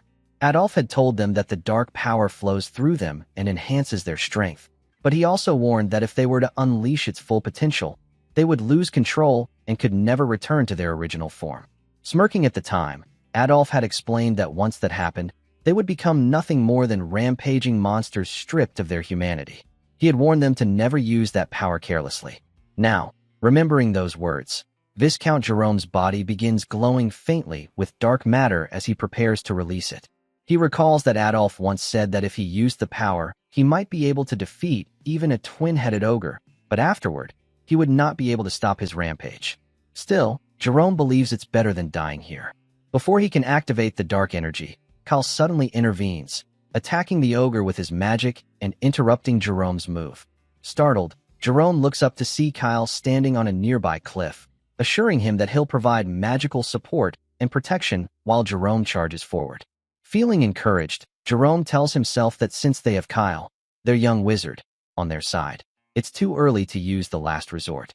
Kyle then activates his mental cleaning skill through a magic circle, casting it on all the soldiers and knights. The spell clears their minds and sharpens their focus, filling them with renewed energy and determination. Motivated, the soldiers and knights shout in unison that they are the proud 5th Legion under Lord Adolf's command, vowing to show their true strength against the twin-headed ogre. Together, they charge with all their might, continuing to fight valiantly. Meanwhile, Kyle calmly watches from a distance, starting a silent countdown. When the ogre strikes down one of the 3 remaining knights named Joshua, Kyle continues counting. The ogre then kills the 2nd remaining knight, who had tried to flee but couldn't escape its reach. Now, only Viscount Jerome remains. Kyle quietly counts 1 and smiles coldly. Kyle's priority is eliminating the 12 knights empowered by Adolf. With 11 gone, only Jerome is left, and as expected, he's terrified. Then calls out to Kyle to cast another spell on him, so he can finish the mutant ogre once and for all. Kyle smiles and thinks that it's finally time. He begins casting a spell called Ensar. Suddenly, from the ground beneath Jerome, invisible hands emerge and hold him firmly in place. Jerome panics, shouting and asking what's happening since he can't move at all. He struggles to resist, but it's futile. Kyle calmly tells Jerome to keep his eyes forward, because the ogre is already there. Jerome freezes in horror as he sees the ogre charging toward him. He tries desperately to move, but his body won't respond. The ogre attacks, and Jerome falls in battle. The remaining soldiers, witnessing what happened, are completely shocked and terrified. Now that even Viscount Jerome is gone, they begin to panic, saying that they'll all be next and that they're too weak to survive. The ogre turns its attention toward them and starts advancing, but before it can reach them, Kyle strikes at the monster using his fire spell. Within moments, the massive creature collapses to the ground. The soldiers stare in disbelief, unable to process what just happened. Then, Kyle steps forward and declaring that the monster is dead. The soldiers remain speechless, watching him in awe. Kyle calmly extracts the high-grade inner core from the twin-headed ogre, deciding that it's time to wrap up this deceptive act. He turns to the soldiers and delivers a speech, telling them that the ogre has been defeated and that thanks to Viscount Jerome's brave efforts, he was able to bring it down. The exhausted soldiers, still trembling, listen to him intently. Kyle clenches his fist and declares that this victory belongs to the 12 brave high-ranking knights and to everyone who fought without fear for their lives. He proclaims it as a victory for them all. As the sun rises the next day, its light shines over Kyle, who reassures the soldiers that they succeeded. Hearing those words reignites their spirits. The fear and grief of the night before turn into cheers of triumph. Together, they raise their voices, hailing Kyle as their hero, while he stands among them with a quiet, confident smile. The next day, everyone returns to the estate. The result of the subjugation was officially declared a success. They had eliminated the mutant twin-headed ogre and wiped out the goblin den, which was their original goal. However, there were also significant losses. As they walk back with the injured soldiers, Adolf comes running toward them, looking deeply worried. He asks Kyle if it's true that Viscount Jerome has died. Seeing that, Kyle calls out Adolf's name and pretends to cry, saying that it's true. Viscount Jerome fell in a fierce battle against the mutant ogre. Kyle adds that if Viscount Jerome hadn't fought so bravely, he himself would have died. He wonders silently if Jerome didn't even have the time to use his dark power. For Adolf, losing Viscount Jerome at this stage is a severe blow, not to mention that all the high-level knights were also taken down. Clenching his fist in frustration, Adolf realizes there's nothing he can do now. He decides that they will somehow have to turn this loss into an advantage. While Kyle continues his act, one of the intermediate soldiers expresses concern for him. Adolf then turns to Kyle, relieved that his younger brother has returned safely. He tells Kyle that defeating the mutant ogre was an incredible achievement and credits him for the victory. Kyle softly says that Adolf is his brother, and Adolf steps closer to pat Kyle's head, saying he will personally report everything to their father and make sure Kyle is properly honored for his accomplishments. Acting innocent and pure, Kyle thanks his elder brother with teary eyes. Adolf, however, doesn't seem pleased and soon leaves without another word. Watching him go, Kyle smiles to himself, thinking that Adolf seems to have been completely deceived, for now. Later that night, Kyle sits in his room with Urgel and Leonhardt, saying that this is what they call killing two birds with one stone. Sitting comfortably in his chair and patting Padaki, Kyle continues while Urgel dries his hair. He explains that he not only defeated the 5th Legion and gained recognition from Adolf, but also secured the mutant ogre's core. Kyle laughs and says that it's actually killing 3 birds with one stone. Leonhardt comments that it was a dangerous plan, but admits that it's a relief Kyle returned safely. He then brings up the mutant ogre again, but Kyle assures him it wasn't that large of one, saying he could have defeated it alone if necessary. He explains that he pretended to be weak only to show that he was capable, yet harmless. Hearing that, Leonhardt asks if Kyle plans to continue siding with Adolf and wonders what he intends to do about Abel. Kyle grins, hands Padaki over to Urgel, and tells Leonhardt to just wait and see. Padaki flies to Urgel, and Kyle points his thumb at himself, confidently saying that his elder brother Abel will be seeking him out soon. A few days later, a meeting is held in the Celterian conference room. All major authorities, including the Marquis, Adolf, and Abel, are present. Kyle stands beside his father. The Marquis opens the session, stating that the purpose of today's meeting is to review the results of the recent expedition. He adds that they will also discuss Kyle's contributions, which were crucial in defeating the mutant ogre. The Marquis then invites anyone with objections to speak. Upon hearing about Kyle's contribution, the nobles begin whispering among themselves. Adolf quietly thinks that his father's words might work in his favor. It could be an opportunity to persuade Kyle further. However, Adolf's thoughts are interrupted when someone raises an objection. A black-haired man lifts his hand and remarks that Kyle's role in the expedition is being greatly exaggerated. The man is Baron Hemington. Hearing this, the Marquis calmly asks what Baron Hemington means by that. Hemington replies that while he understands the Marquis's affection for his youngest son, it's unrealistic to overstate Kyle's accomplishments. He points out that Kyle is still just a first-circle wizard, an apprentice who has only recently started learning magic. Considering all the past trouble Kyle has caused, Hemington insists that it's excessive to commend him merely for participating in the expedition and returning alive. He continues, adding that it's difficult to believe Kyle could have matured so suddenly, as everyone knows how many incidents he has caused before. Other barons begin nodding, agreeing that there's some truth to what Hemington said, and express concern that Kyle might cause more problems in the future. Kyle, keeping a composed smile, thinks to himself that Hemington is quite bold to speak this way in front of him.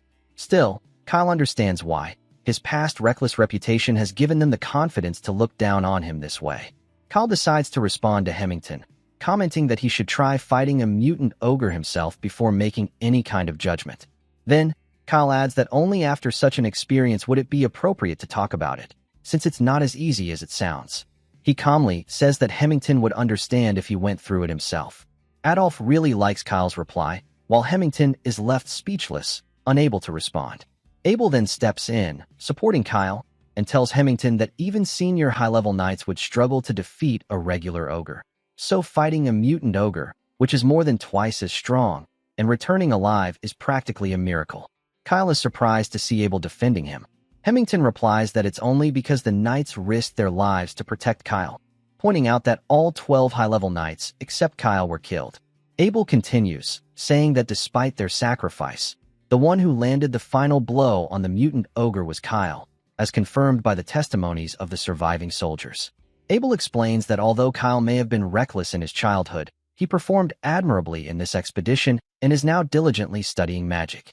Therefore, Abel tells Hemington to set aside his bias and acknowledge Kyle's accomplishments. Hemington tries to speak again, but Adolf interrupts him, firmly telling him to stop ruining the mood and keep quiet. Adolf slams his fist on the table, demanding to know if Hemington believes he has the right to criticize Kyle, who is a direct heir of the Marquis family, based on irrelevant past incidents. He sharply asks whether Hemington is trying to overstep his authority. Terrified, Hemington immediately denies it, saying he would never dare. Meanwhile, Kyle is more shocked than anyone else, wondering why even Adolf is suddenly taking his side. He thinks that everyone seems eager to praise him, Adolf calling him the pillar of the family, and Abel describing him as a diligent scholar. Adolf clears his throat to get their father's attention and points at Kyle, saying he agrees that Kyle's achievements deserve proper recognition, since the 5th Legion under Adolf's command testified that Kyle fought bravely. Hearing that both Abel and Adolf support Kyle, the Marquis concludes that there will be no further objections and officially acknowledges Kyle's achievements. The Marquis then places his hand on the table and announces that, starting today, Kyle's probation will be officially lifted. He will now be granted free access to the main residence and permission to go outside. Kyle feels overjoyed hearing this declaration. However, the Marquis continues, explaining that the remains from the mutant ogre will be distributed evenly based on contribution. Therefore, Kyle will not receive any. Kyle is stunned by the announcement, frozen in disbelief. The Marquis ends the meeting, declaring it concluded and dismissing everyone. As the nobles stand and begin to leave, Kyle remains in shock, thinking about how, despite his achievements being recognized, he's still not receiving any rewards. He wonders why. Kyle quickly stops his father, putting on a charming smile, and asks if he truly doesn't get anything even after going through all that effort. The Marquis glances at him and asks if Kyle is lacking in anything. Then, leaning closer, he whispers that he kept the ogre core. Kyle freezes, realizing that the Marquis had noticed everything. He smiles nervously, complimenting his father for being a true sword master. Trying to play it off, Kyle replies that he isn't lacking anything and that being freed from probation is more than enough. The Marquis nods and tells Kyle to continue doing well, saying that he trusts him. After saying that, he leaves the room. A moment later, Adolf calls out to Kyle, reminding him that he kept his promise to report Kyle's achievements to their father. He then tells Kyle to remember how much he cares for him. Kyle, going along with the act, thanks Adolf while thinking internally about how much his brother loves to show off. As they speak, Abel approaches them and comments that Kyle has changed a lot. He then tells Kyle that they need to have a private conversation. During tea, Abel finally drops a bombshell. He's about to share a secret so big that even their father doesn't know it. Kyle had expected Abel to seek him out eventually, but this level of pressure? That was completely unexpected. Just moments earlier, after the meeting ended, Abel stopped Kyle to praise his performance in the recent battle. He even revealed that he knew Kyle had officially become a proper magician, despite still being in the trust circle. After some casual conversation, Abel invited Kyle to join him for tea after dinner, claiming he wanted to hear more about Kyle's achievements during the expedition. Kyle had already anticipated this approach. Still, sitting here now, he can't ignore the tension. He knows Abel's invitation was just an excuse. Abel didn't come all this way for small talk. He came with a purpose. And when Abel suddenly hints at revealing a major secret, Kyle realizes he can no longer predict his brother's true intentions. It quickly becomes clear, Abel wants to recruit him. With the looming threat of the Saltarian Marquis rebellion, an uprising that their second brother, Adolf, is destined to ignite. Abel understands that his own power must grow stronger. To survive the coming political storm, especially within this high-stakes fantasy world, Kyle needs the protection of the Seltarian Marquis faction. Every word he says now could determine his future. So Kyle forces an awkward laugh and carefully suggests that perhaps Abel's secret is better left unsaid. He claims he's curious about Adolf's hidden plans, but in truth, he's afraid of what Abel might demand in exchange for such confidential information. A heavy silence fills the room. Abel's expression shifts as he calmly asks whether Kyle truly believes he would try to gain something from him. Kyle responds with composed honesty. He admits that while he is currently associated with Adolf's camp, he does not truly support him. However, that doesn't mean he intends to side with Abel either. The scene cuts to the training grounds. Adolf is practicing his swordsmanship when his loyal mate approaches him with urgent news. Abel has entered Kyle's room. Though the guards prevented her from overhearing their conversation, the mere fact that they met is enough to spark suspicion. Adolf is furious. He was the first to take interest in Kyle, and he has no intention of letting Abel claim him so easily. If Kyle ever tries to switch sides, Adolf is prepared to eliminate the problem entirely. In fact, he has already planted his loyal mate close to Kyle, just in case. Back in Kyle's room, the tension takes an unexpected turn. Abel is visibly shocked when Kyle explains that the real reason he can't join Abel's side is because Abel is simply too kind. Kyle acts shy and flustered, while Abel gets confused and embarrassed hearing this. But Kyle's words aren't random flattery. He quietly attempts to use his insight skill on Abel, only to fail. Abel's rank is too high for him to perceive his essence. What truly stuns Kyle, however, is Abel's overwhelming favorability toward him. Aside from Ursiel, no one has ever viewed this so-called good-for-nothing Kyle so positively. For a brief moment, Kyle wonders if Abel might actually be some kind of saint. Trying to maintain the mood, Kyle insists once more that Abel is a genuinely good person. But Abel quickly corrects him. It's not kindness. He says he simply feels regret. Regret for failing to properly look after Kyle all these years. Abel's voice carries genuine remorse as he apologizes for neglecting him. Kyle, however, feigns confusion and gently tells his brother there's no need to apologize at all. Abel can't help but be amazed by Kyle's sharp tongue. Smiling faintly, he admits that if he had known Kyle was this witty, he would have tried to connect with him much sooner. Then Abel reveals his true intention. He offers Kyle everything Adolf promised, only with even better conditions. And just because Kyle called him kind doesn't mean he plans to step back. Kyle responds honestly. He says he was simply speaking from the heart. At the very least, Abel wouldn't harm him for joining Adolf's faction. Adolf, however, is different. Kyle explains that Adolf has a cruel personality. If Adolf ever sees him as a hindrance, he won't hesitate to remove him. And Kyle knows his own limits.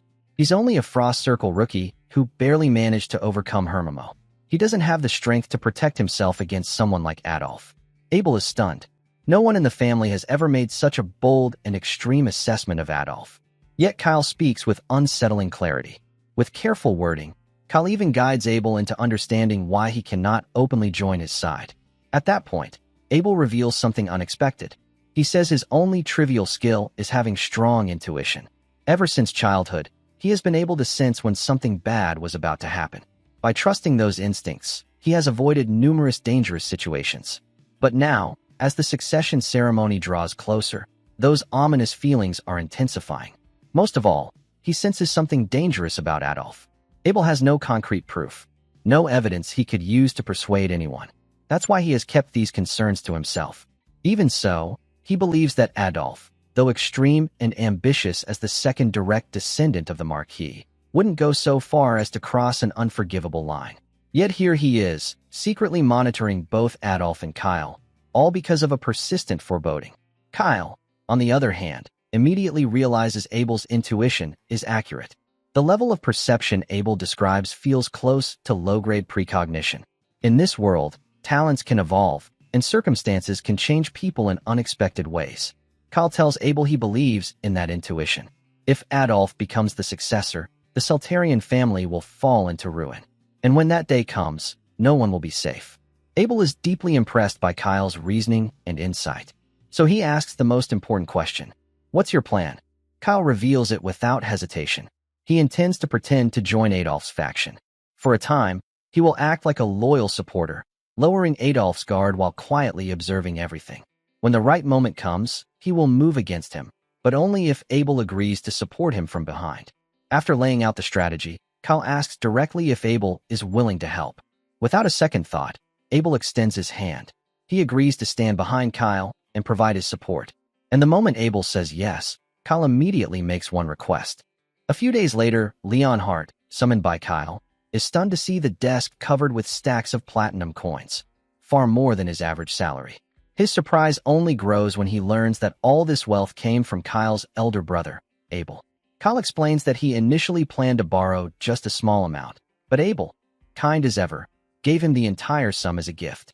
Kyle is genuinely thrilled, while Leonhardt watches nervously, unsure how to react.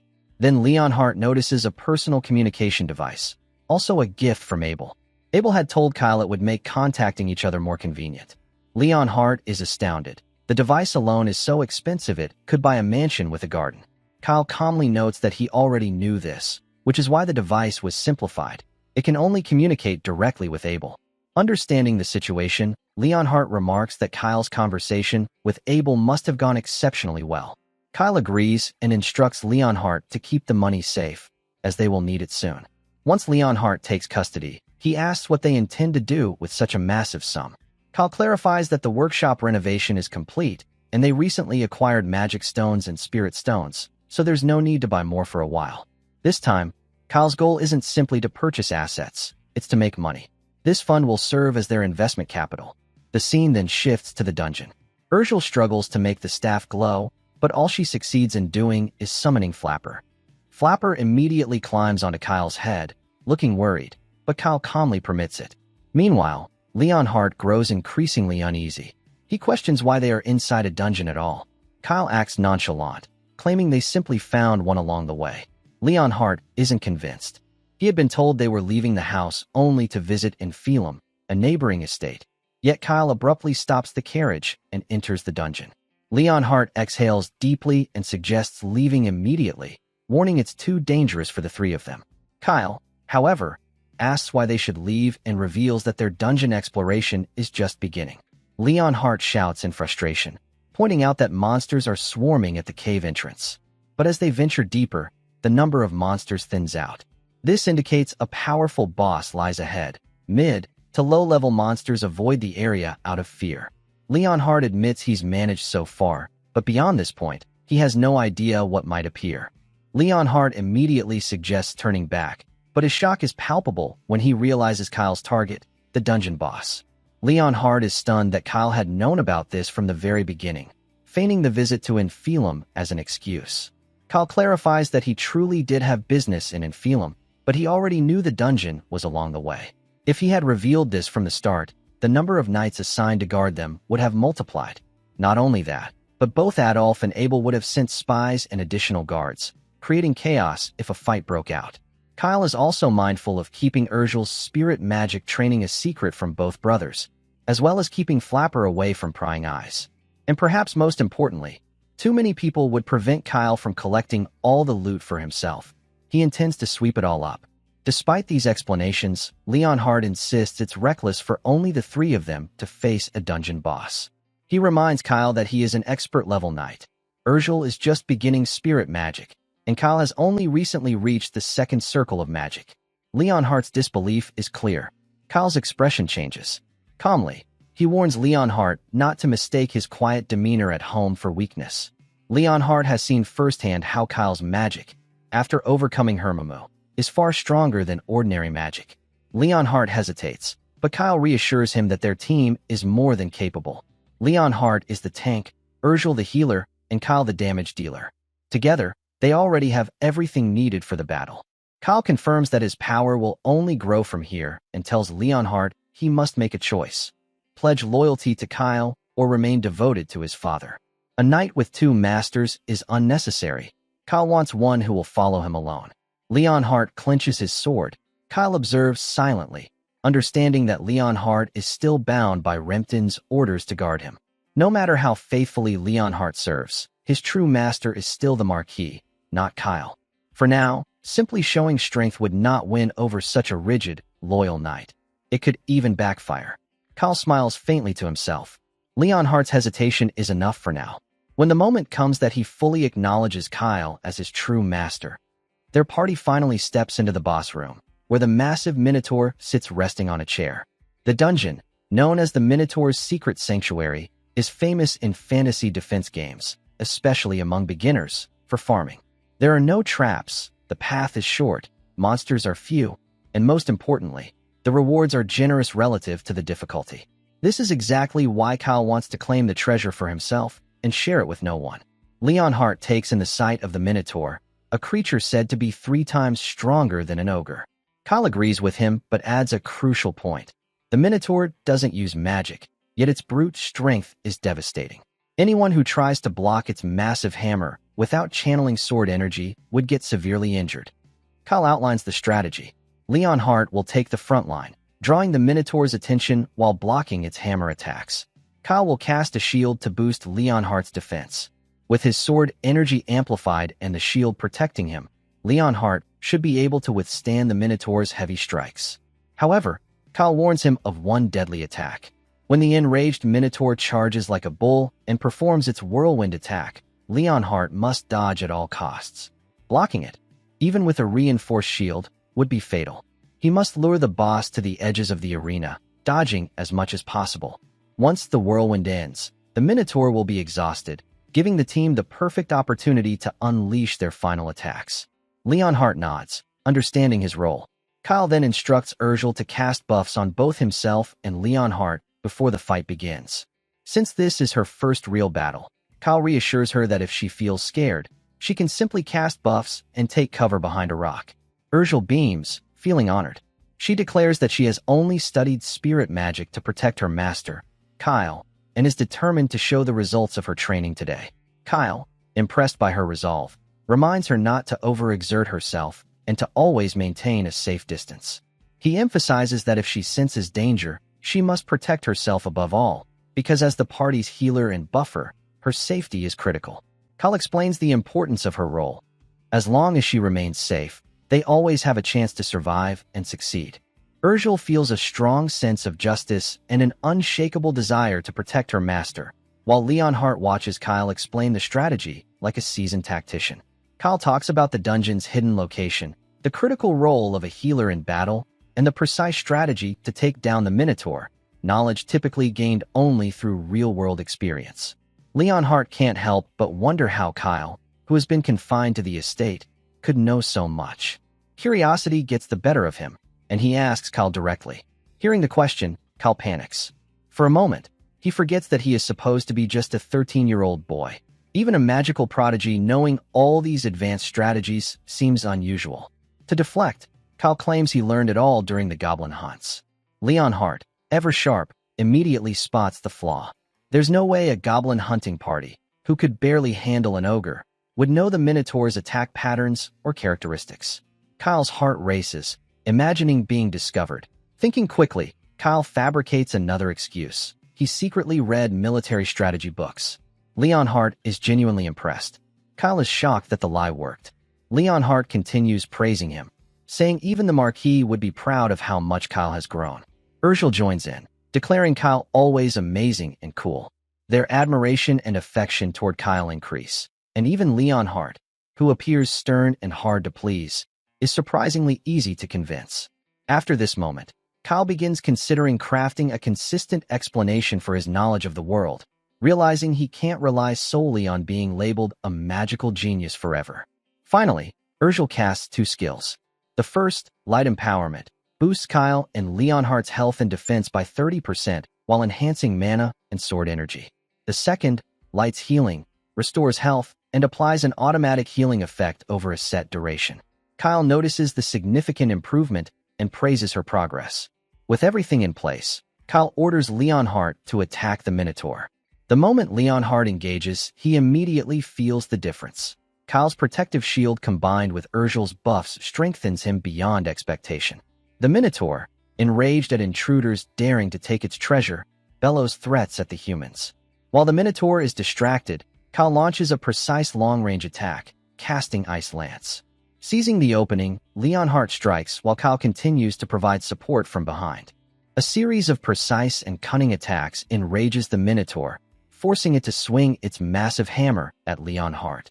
Acting quickly, Kyle casts Stone Silt, forming a protective shield around Leonhardt to guard against the Minotaur's strongest attack. Even with the shield, the force is overwhelming. If Kyle hadn't perfectly timed the shield with his Stone Skin spell, Leonhardt's hand would have been injured. Leonhardt watches in awe, mixed with unease. Kyle's magic is always precise, almost as if he already knows the Minotaur's next move. His instincts for assessing the battlefield and casting spells are flawless, allowing him to control the flow of the fight. Every action confirms that Kyle is fully in command. Kyle orders Leonhardt to reposition, then casts Ensnare on the Minotaur, restricting its movements before striking with magic missile to wear it down. Nervously, Leonhardt asks if the Minotaur is down, but the creature smirks, complimenting them for pushing it this far. Then, the real danger begins. The Minotaur launches its whirlwind attack. Kyle immediately instructs Leonhardt to maintain aggro and lead the boss toward the outskirts. Leonhardt sprints while Kyle and Urgel boost his speed with support magic. He throws a dagger to draw the Minotaur's attention, keeping it focused on him as he runs. Meanwhile, Kyle and Urgel hide behind a pillar, counting down the seconds. Their plan is simple but risky. Avoid the whirlwind, survive the chaos, and strike when the Minotaur tires. With only 5 seconds left, Leonhardt is visibly exhausted. Then, the Minotaur halts. The whirlwind ends just in time, and Kyle's support spells fade simultaneously. If they had been even a moment later, the attack would have obliterated them. Leonhardt can't help but wonder, was this luck, or had Kyle calculated it all from the start? Now it's their moment. Kyle begins casting a new spell, not the ice lance used earlier, but a true, devastating magic capable of defeating the Minotaur. The spell lands perfectly, and the battle is over. Afterward, Urgel heals Leonhardt's injuries while Kyle, beaming with excitement, rushes to the treasure chest. He opens it carefully, analyzing the loot inside. Among the treasures, he discovers the Sword of the Rind. Since the Minotaur's treasure includes a greatsword, Kyle immediately decides it's perfect for Leonhardt. Next, he finds Lul's necklace, infused with the energy of nature. A spirit is drawn to it as well, so Kyle gives it to Urgel. Both Leonhardt and Urgel are surprised and deeply impressed by these gifts. Then comes the real prize, the Staff of Bravery. It radiates a bold aura, allowing for faster spellcasting, and comes with Memorize C+, which can store up to 3 spells.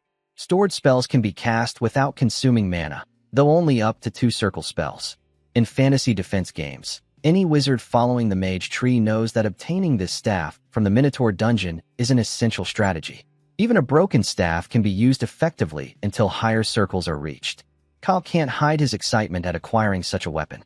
Leonhardt, meanwhile, stares at his new sword, appreciating its craftsmanship and magical effects. He realizes why the Minotaur risked its life guarding it, and can't help but question if he's truly worthy of such a gift, especially since he hadn't been able to answer Kyle's earlier questions properly. Urgel, too, feels guilty, worried that she's only receiving from Kyle and not contributing enough in return. She wonders how she could ever repay him for such generosity. Kyle smiles and corrects her, reminding her that she was the most helpful member of the team today. Leonhardt nods in agreement, admitting that such valuable equipment would be too powerful for him to wield lightly anyway. Kyle exhales and clarifies the real purpose of the gifts. They aren't just rewards, they're tools to make them stronger. Time is short, and they must grow in strength quickly. These artifacts will significantly enhance their abilities. Normally, high-grade dungeon rewards must be reported to the family and distributed according to protocol, but Kyle has no intention of doing so.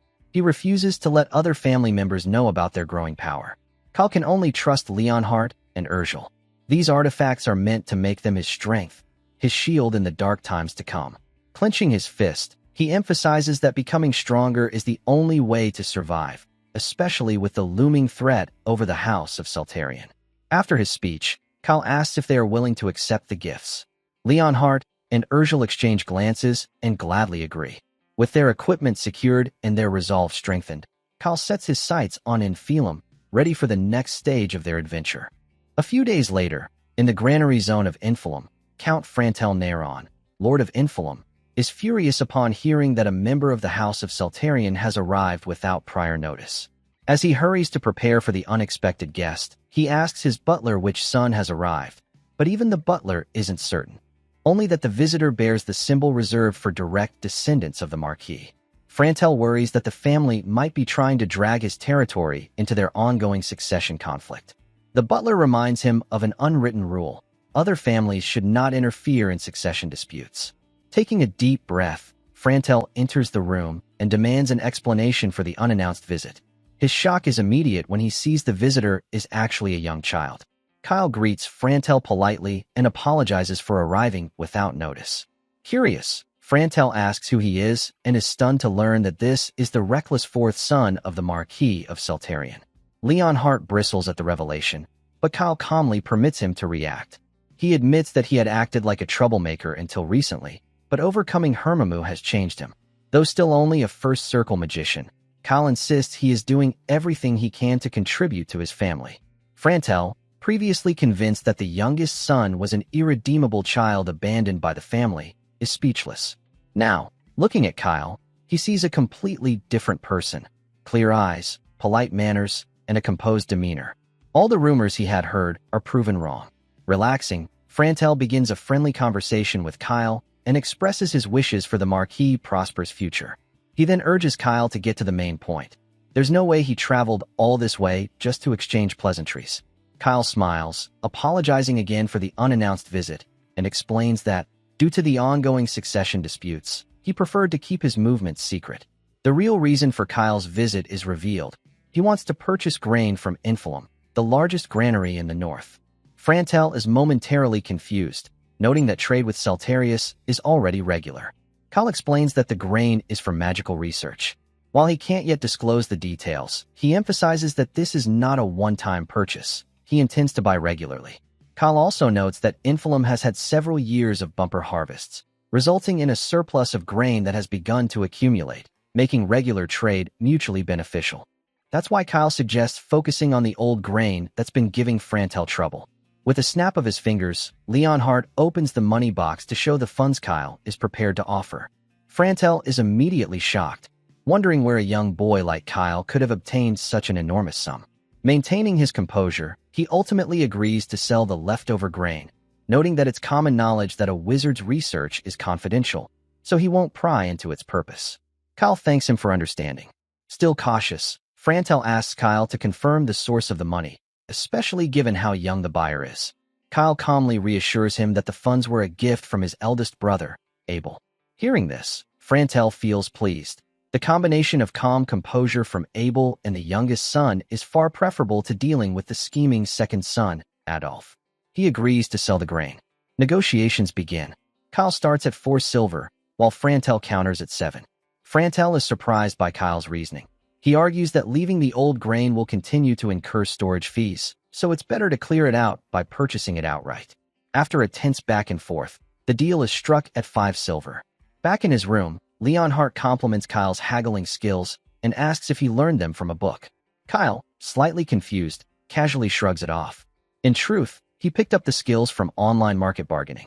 Leonhardt then asks if buying old grain is part of Kyle's larger plan to make money in Infilum. Kyle confirms. He intends to buy the grain while it's cheap and sell it later when demand rises. Leonhardt, knowing the estate already has enough stock for the year and seeing the stable supply, is skeptical that this will be profitable. Kyle plays dumb, claiming he's just preparing in advance, though in reality, he knows a massive famine is coming. According to the game's storyline, after the Celetrian succession ceremony, a sudden weather anomaly will trigger widespread famine, causing grain prices to skyrocket. At that point, no one will care if the grain is old or new. Of course, Kyle can't explain that future knowledge to this stubborn knight. Instead of pressing further, Leonhardt decides to trust Kyle, reasoning that everything Kyle has done so far has had a solid purpose. Kyle is stunned. Leonhardt's favorability toward him has skyrocketed to 50, despite being negative when they first met. Touched, Kyle feels deeply moved by this growing trust. Just then, Urgel enters to inform Kyle that Frantel wants to speak with him before dinner. Before the meal, Kyle knocks and enters Frantel's room, only to find a young girl there. Frantel introduces her as his daughter. Iris is a character Kyle never expected to meet this early. In fantasy defense, she gained a strong fan base thanks to her cute appearance and her top 5% A-grade magic talent. Especially in the early stages of the game, when overall levels were low, she was a dependable force.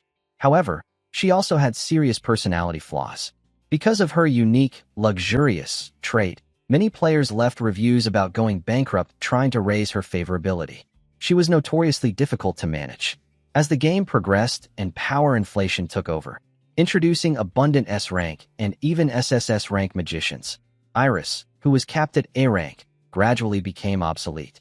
Many players eventually discarded her, seeing no reason to endure her difficult personality for limited long-term value. That's why Kyle is shocked when Count Frantel suddenly attempts to pair his daughter with him. Iris is currently 11 years old. Since she is close to Kyle's age and possesses exceptional magical talent, Count Frantel arranges an introduction, hoping the two can learn from each other. However, it quickly becomes clear that Iris has slightly different thoughts. Kyle introduces himself as the fourth son of the Marquise and quietly activates his insight skill. He discovers that her favorability toward him is -40. He also learns about her talent, Companion of Mana. The revelation astonishes him. Although he possesses Mana Delay, a talent he never even encountered in the original game, Companion of Mana was ranked as the #1 magic talent. It was said to belong only to the top 0.01% of SSS-grade magicians. Perhaps, just like Abel or Urgel, Iris, who was originally capped at A rank in fantasy defense, has awakened new potential in this reality. If she truly holds SSS-grade talent, then everything changes. No matter how problematic her personality may be, Kyle cannot afford to let her slip away. Unfortunately, she behaves exactly as she did in the game. She speaks as if she is looking down on him, belittling him for being only a first circle mage while she has already reached the second circle. Kyle realizes she has been arrogant since childhood. Maintaining a calm expression, he confirms that he is indeed first circle, despite having studied magic for only 3 months. This startles Iris. He advanced twice as fast as she did. Still, she mocks him, claiming that beginning magic at 13 is considered very late, since aspiring magicians are expected to start by the age of 10 at the latest. Kyle is irritated by her attitude. He calmly explains that he began learning late because he only recently overcame Hermamu. Iris is momentarily about to compliment him, but her trait activates again, and she continues to belittle him. Count Frantel then clarifies that overcoming Hermamu requires extraordinary inborn magic or aura. Those who survive it are often regarded as genius magicians or knights. For Kyle to overcome such a severe illness at 13 is remarkable, and his future potential is immense. Frantel sincerely hopes Iris will learn from him and grow through their interaction. Despite her father's praise, Iris stubbornly insists that Kyle is beneath her due to his lower circle. As Kyle suspected, her contempt for the weak trait causes her to constantly look down on anyone she perceives as inferior. Recognizing that her personality is the real issue, Kyle decides it is time to correct her behavior. He steps closer and declares that he will prove he is not weaker than her. Iris blushes at the sudden proximity, but challenges him to explain how. Kyle proposes a duel. If he loses, he will admit he is weaker. Iris quickly accepts, but alters the terms. If she wins, he must kneel before her in humiliation. Kyle agrees to her condition, but adds one of his own. If he wins, she must accept him as her teacher and promise never again to look down on someone simply because they are lower ranked or weaker. Confident that a mere first circle mage stands no chance against her, Iris accepts without hesitation. After she leaves the room, Count Frantel confides in Kyle. He admits that Iris's personality issues stem from being spoiled by the entire family since childhood. He worries that if she continues like this, she will struggle to function in society. She has no friends her age and already carries a poor reputation in social circles. Kyle understands that even a devoted father can see when something is wrong. Frantel believes Kyle, who endured a difficult childhood himself, might better understand Iris's psychology. He grants Kyle permission to discipline her if necessary. Kyle is pleased by the approval and resolves to teach her properly, without holding back. Meanwhile, as Iris walks down the hallway, she grumbles about Kyle. Yet deep down, she finds herself slightly intrigued by him. Though she refuses to admit it, her favorability toward Kyle quietly increases. Later that night, Kyle walks through the hallway with Leonhardt and Urgel. Leonhardt quietly suggests that Count Frantel may have introduced Iris with a marriage proposal in mind. The idea sends a chill down Kyle's spine. After all, Iris is only 11 years old. Seeing Kyle's reaction, Leonhardt explains that early engagements are common among nobles. Kyle finally understands why Count Frantel suddenly arranged the introduction. That realization only strengthens his resolve. Leonhardt advises him to go easy on Iris during tomorrow's duel, but Kyle refuses. He cannot accept the idea of marrying someone with such an overbearing attitude simply because of status. If anything, he is now even more determined to defeat her decisively and correct her behavior. Beside him, Urgel listens silently, clenching her hands at the mention of Kyle's possible engagement. The next day, the duel begins. It will be a single-round match where the goal is to subdue the opponent using magic without causing injury. Leonhardt, serving as Kyle's escort knight, acts as referee. Iris does not object. Leonhardt is a renowned high-level knight, respected even in Emblem. As soon as Leonhardt signals the start, Iris launches a fire arrow at Kyle. Her incantation is swift and precise, impressive for an 11-year-old. Even so, she still has room to grow. Kyle calmly counters with wind magic, deflecting the attack. Frustrated at the thought of losing to a first circle mage, Iris casts another fire arrow with full force. Once again, Kyle blocks it with ease. He cannot help but acknowledge her courage and remarkable magical power for her age. This time, Kyle goes on the offensive. He fires a magic missile using double casting, displaying refined technique. Count Frantel is visibly shocked by the level of control Kyle demonstrates. Iris hurriedly raises a shield spell, but Kyle's wind magic overwhelms it. She prepares to cast again, but it is too late. Leonhardt declares Kyle the winner.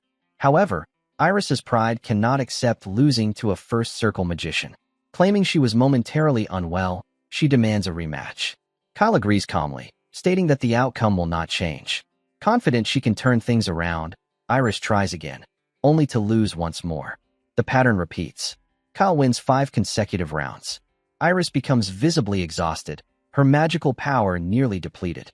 Kyle suggests ending the duel, noting that she has likely run out of mana. Unable to endure the humiliation any longer, Iris finally breaks down in tears. Count Frantel immediately rushes forward to comfort his daughter. That evening, at Count Frantel's mansion, Kyle is provided formal attire for a banquet. Although it is described as a small family gathering, the occasion is still formal, and Leonhardt advises him to dress appropriately. Kyle remains puzzled by the invitation. He has just defeated and made the Count's daughter cry, yet he is being treated as an honored guest. Leonhardt believes Count Frantel anticipated this outcome. In fact, Kyle's overwhelming victory may have strengthened the Count's desire to connect their families. Kyle assumes Iris must despise him now, but Leonhardt disagrees. He soon notices something surprising about Kyle. Despite his vast knowledge and composure, he is completely inexperienced when it comes to romance. At least in that regard, Kyle still seems like someone his age, and for Leonhardt, that is oddly reassuring. With Urgel's help, Kyle finishes preparing for the banquet. Dressed formally, he looks remarkably handsome, ready to face whatever Count Frantel has planned next. After entering the banquet hall, Kyle is greeted by Count Frantel's sons, Myers and Lehman. Both appear friendly and engage him in light conversation. However, Iris is nowhere to be seen. Noticing her absence, Count Frantel instructs a maid to call her. Kyle feels slightly guilty, wondering if Iris might refuse to come because he made her cry earlier. Still, moments later, she enters the room accompanied by the maid. But the moment she sees Kyle, her cheeks turn red. Kyle is surprised she decided to attend at all, given how upset she had been. Meanwhile, Iris is equally surprised by how handsome Kyle looks dressed formally. With everyone present, Count Frantel announces the start of dinner and asks Kyle to sit beside Iris. Kyle hesitates internally but takes the seat nonetheless. While seated, he discreetly activates his insight skill and is astonished to see that her favorability has increased by 30 points. Ever humble, Kyle assumes this shift may be influenced by her vanity trait. The meal proceeds in a more pleasant atmosphere than expected. Iris behaves calmly in front of her family, refraining from her usual arrogance. However, when she asks her brother to pass the pepper, despite it being within Kyle's reach, Kyle instinctively hands it to her instead. Their fingers briefly touch, startling Iris.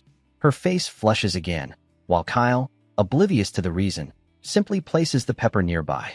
Even though her favorability has increased, Kyle feels her behavior is becoming even more complicated to understand. The next day, Iris unexpectedly seeks Kyle out. She reminds him of his promise and asks him to become her teacher. She wants to learn why his magic is so powerful.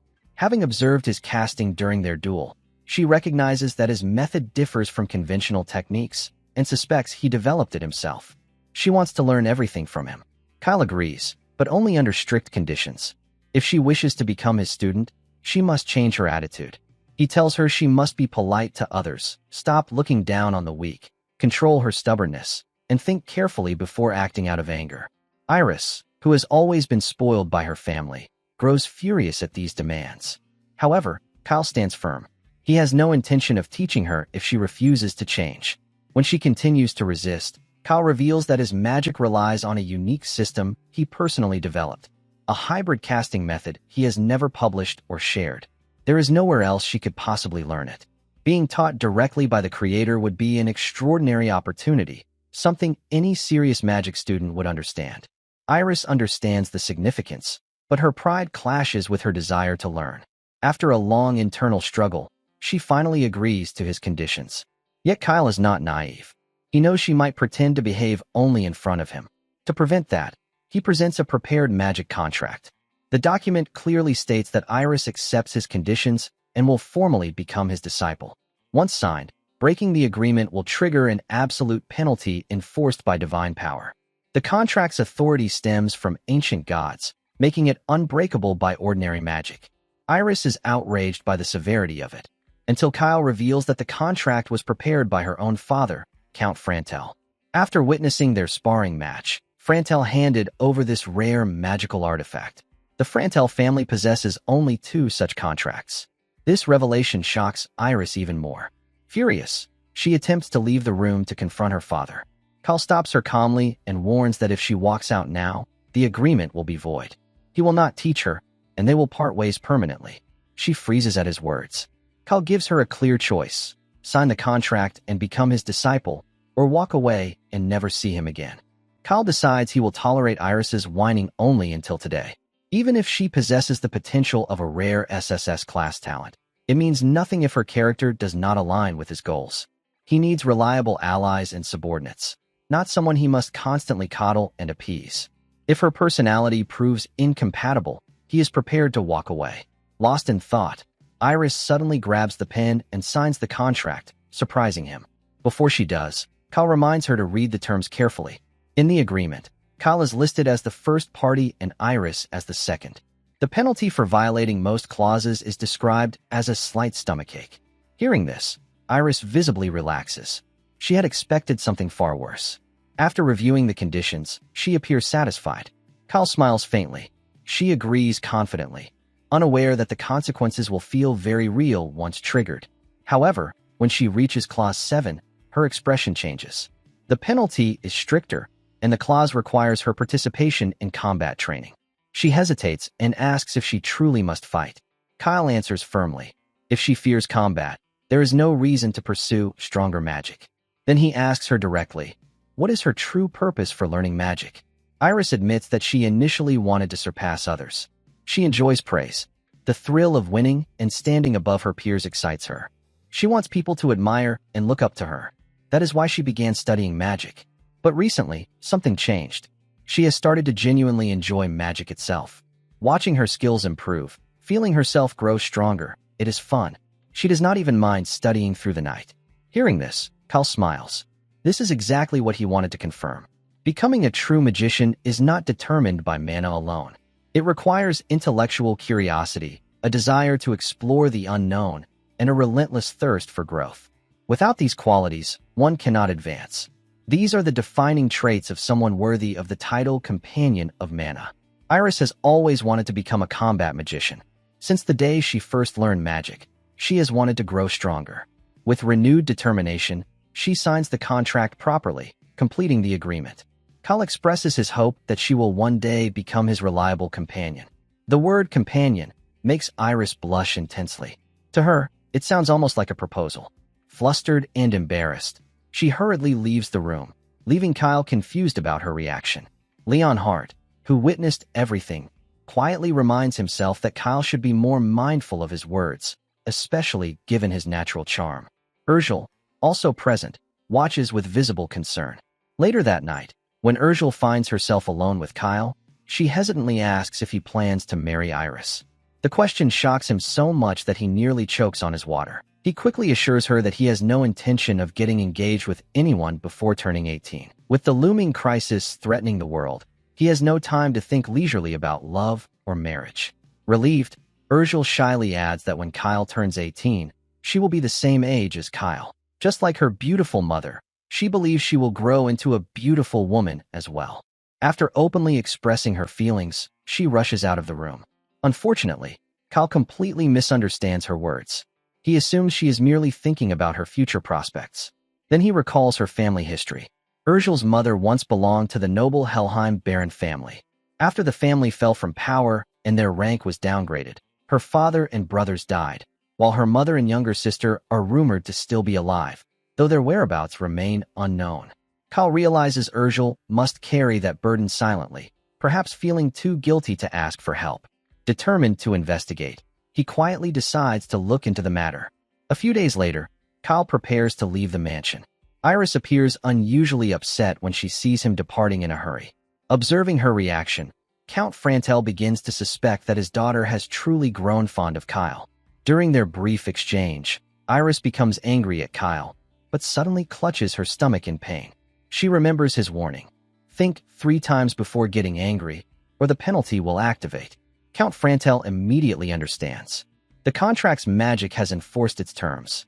He calmly advises Iris to control her anger, assuring her the pain will fade once she regains composure. However, her frustration only deepens, and tears well up in her eyes. Meanwhile, inside the carriage, Kyle senses that somewhere behind him, Iris is likely muttering complaints about him. After returning from Pelham, Abel visits Kyle and reveals that he brought back a large shipment of grain. Curious, Kyle asks why he invested in it. Abel explains that after hearing Kyle's analysis, he had a strong intuition and decided to follow his lead. When Kyle asks about the quantity, he is stunned. Abel purchased 100 times more grain than he did. Abel laughs and assures him that even if the investment fails, he will not blame Kyle. However, Kyle is completely confident. They are about to make a fortune. Half-jokingly, Kyle asks if Abel always has such luck, like someone who constantly wins the lottery. Abel replies that he has never even tried buying one. The scene then shifts to the training grounds, where Kyle's father is practicing his swordsmanship. Kyle arrives after being summoned, carrying a towel.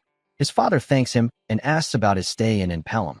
Kyle confirms that Count Frantel treated him well and that he had a comfortable visit. His father then mentions a letter from Count Frantel. In it, the Count describes Kyle teaching Iris magic. Kyle briefly explains the situation, including Iris's difficult personality.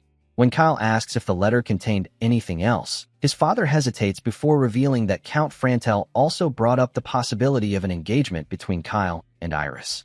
However, the Solitarian family does not practice early engagements, so the matter would have to wait. Kyle understands immediately. If he wants control over his future, he must grow stronger as quickly as possible. He asks his father to handle the engagement discussion on their side. His father agrees, assuring him that he will not be pressured about marriage for now. Setting his sword aside, the Marquis speaks more seriously. He tells Kyle that he never intended to force him into a political marriage. Though he and Aisha never formally married, it was not because of her lower status. In fact, Aisha herself declined a formal title. She once served as a maid to the late Marchioness and felt guilty stepping into that position after her passing. With 2 young masters still grieving their mother, she believed it would be inappropriate to claim the role. All she wanted was protection for herself and her child. The Marquis confesses that he truly loved her. They chose each other freely, and from that love, Kyle was born. For that reason, he wants Kyle to marry someone he genuinely loves, regardless of status. He admits he has not done much for Kyle until now, but from this moment forward, he will support whatever path Kyle chooses. Kyle is taken aback. He cannot tell whether this is guilt speaking or genuine fatherly affection. Still, he remains cautious. From his perspective, if the youngest son, far from the line of succession, were to form a powerful political alliance through marriage, it could destabilize the family. In Kyle's view, Rempton values family stability above all else. Until the succession is secure, Rempton would avoid anything that could spark internal conflict. It sounds like typical reasoning from him. Kyle calmly states that he understands. For now, he will continue playing the role of the harmless youngest child. After receiving permission, he leaves the training grounds. Rempton notices that Kyle avoided calling him father and sidestepped mentioning Aisha further. Holding a necklace in his hand, Rempton quietly wonders if Aisha resents him as well. Walking down the hallway, Kyle reflects on the conversation. Suddenly, he realizes he forgot to mention the spoils from the dungeon. The discussion about his mother and Duke distracted him. He debates whether to return and report it now, but decides against it. He had instructed Leonhardt not to report to the Marquis until he did so personally, but he is unsure whose orders Leonhardt would ultimately prioritize. After thinking it over, Kyle lets it go for now and heads toward the library. On the way, he unexpectedly runs into Duke, the Solitarian family's third son. It feels ironic, given that he had just spoken about him with Rempton. Duke has grown taller since their last meeting. Though he is only 2 years younger than Kyle, his physique is far more developed, likely due to early knight training. Kyle has heard that Duke recently became a lower-ranked knight. Duke eyes him suspiciously and asks why Kyle is in the main house, reminding him that he was once banned from entering. Kyle calmly explains that his confinement was lifted after he was recognized for his contributions to the subjugation squad. Hearing this, Duke narrows his eyes and accuses him of plotting something again. Duke has always harbored deep resentment toward his younger brother, Kyle, who is 2 years his junior. He believes their mother, Aisha, died prematurely due to the stress caused by Kyle's illness and behavior. On the day Aisha took her last breath, Kyle rushed into the room and, in his confusion and shock, asked why she was silent despite her son being there. Duke revealed that their mother had just passed away. At the time, Kyle was frail and emaciated from his terminal condition. Overwhelmed with grief, he lashed out at the world, bitterly saying he could not believe she had died before him. Those words ignited Duke's fury. He confronted Kyle, accusing him of causing their mother's death through the constant stress of his illness. In Duke's eyes, Kyle was responsible, but Kyle, equally distraught, demanded to know who was to blame for his own incurable disease. Crying, he lamented the miserable body he had been born with. Unable to control his anger, Duke struck him. He had endured his resentment while their mother was alive, but in that moment, he reached his limit. Duke severed ties with Kyle, leaving him in agony. Kyle understands that the wounds from that day have never healed. It is not a conflict that can be resolved easily. Because of that history, Duke cannot believe Kyle has truly matured. He demands that Kyle return to the annex and never step foot in the main house again. However, despite the tragedy of the past, Kyle refuses to accept such treatment now. Calmly, he asks Duke whether he has the authority to override the head of the family's orders and expel him. The question infuriates Duke, who raises his fist once more, only for Adolf to intervene. Adolf firmly tells Duke not to strike their brother, especially within the main house.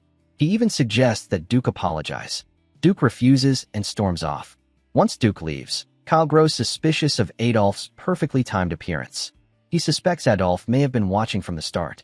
The two briefly discuss the past incident that shattered Duke's trust.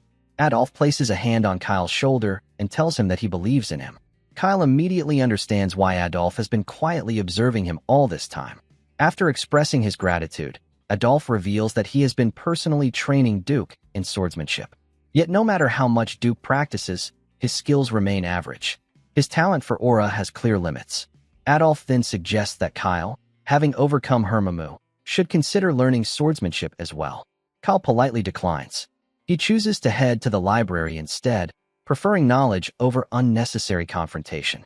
Soon, the two walk off in opposite directions. As Kyle walks away, a troubling thought begins to form. Adolf's actions feel unnatural. Training Duke, someone with only ordinary potential, does not align with Adolf's usual practicality. Adolf is not the type to invest time without purpose. At the same time, the effort seems excessive if the goal were merely to provoke Kyle. Then another memory resurfaces. In every recorded route of the fantasy defense scenario, Duke never survives beyond the rebellion. No matter the path taken, the result is the same. That pattern suggests a disturbing possibility. Adolf may have been directly involved in Duke's fate across every timeline. Yet, even with this realization, Kyle cannot determine the reason. There may be a hidden truth about Duke that he has yet to uncover. The scene then shifts to Leonhardt, who has returned to his homeland on leave after reporting to Rempton about their trip to Impelum. When Rempton asks whether anything unusual occurred during the journey, Leonhardt deliberately withholds information about the dungeon loot, honoring Kyle's prior instruction. Rempton orders him to continue guarding Kyle and to ensure his safety. For a brief moment, Leonhardt prioritizes Kyle's trust over the authority of the family head. After concluding his report, Leonhardt visits his father. The two spend time fishing together, where his father casually asks whether the young master Kyle has matured. With a faint, satisfied smile, Leonhardt confirms that Kyle has indeed grown far more responsible than before. Leonhardt never imagined he would remain Kyle's bodyguard for this long.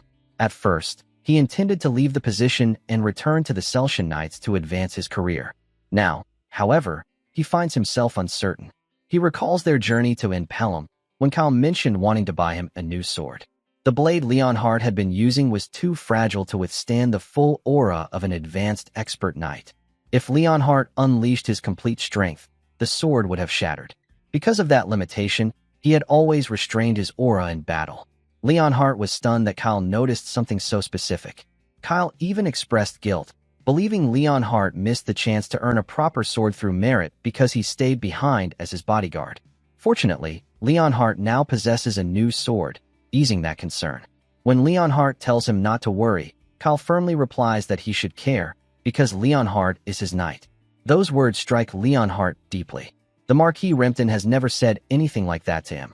Rempton already has numerous loyal aides who have served him since youth.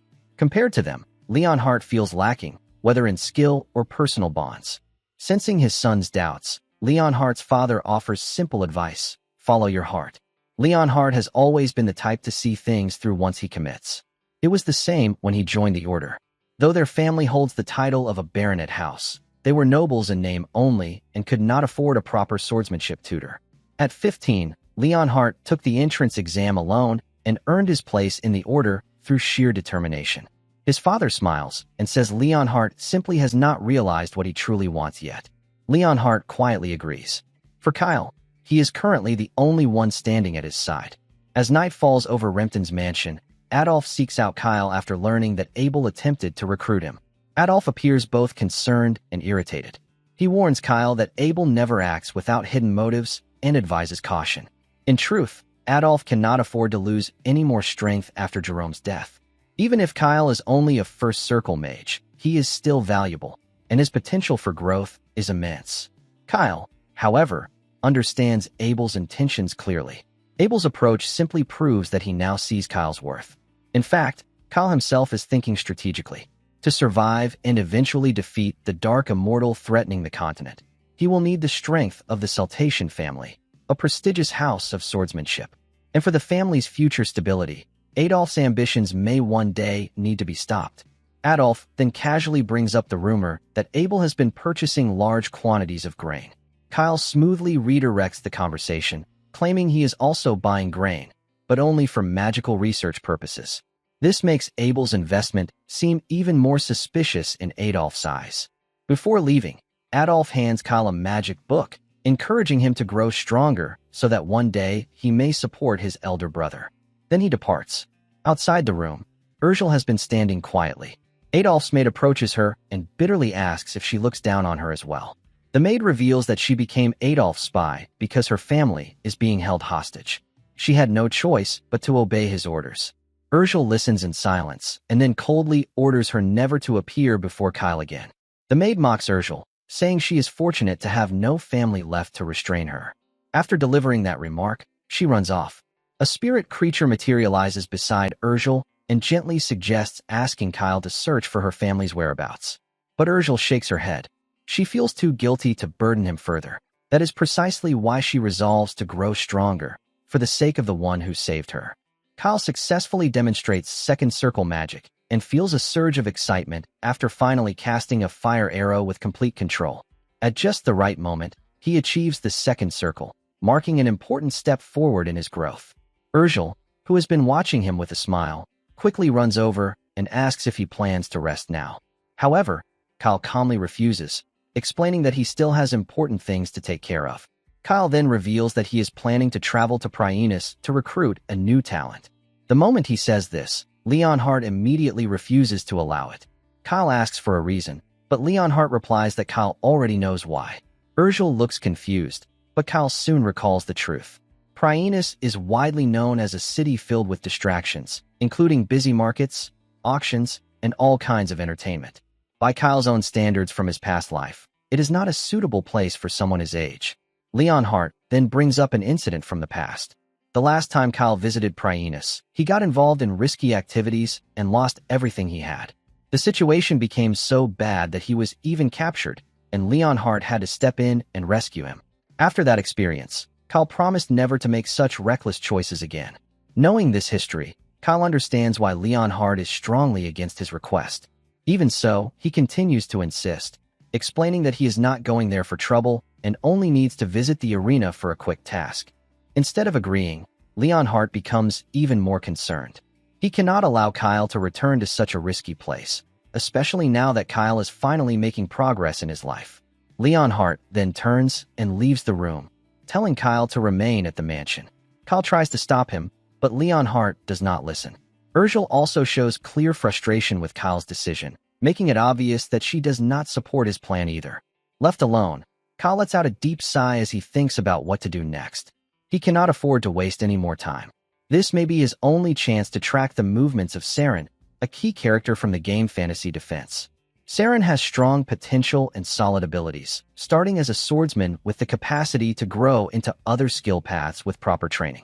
Because of his powerful skill, Kyle wants to recruit him early, knowing he will play an important role in dealing with a dangerous enemy in the future. The reason Kyle is so determined to go to Prienus is because Saren is currently fighting in the underground arena there. The scene then shifts to that arena, where the announcer introduces the undefeated champion of the region, known as the Sword Demon, Saren. At first glance, Saren appears weak and unimpressive, causing some spectators to doubt him. However, a more experienced viewer quickly corrects them, explaining that Saren may look weak, but he has reached this level using nothing but a single sword.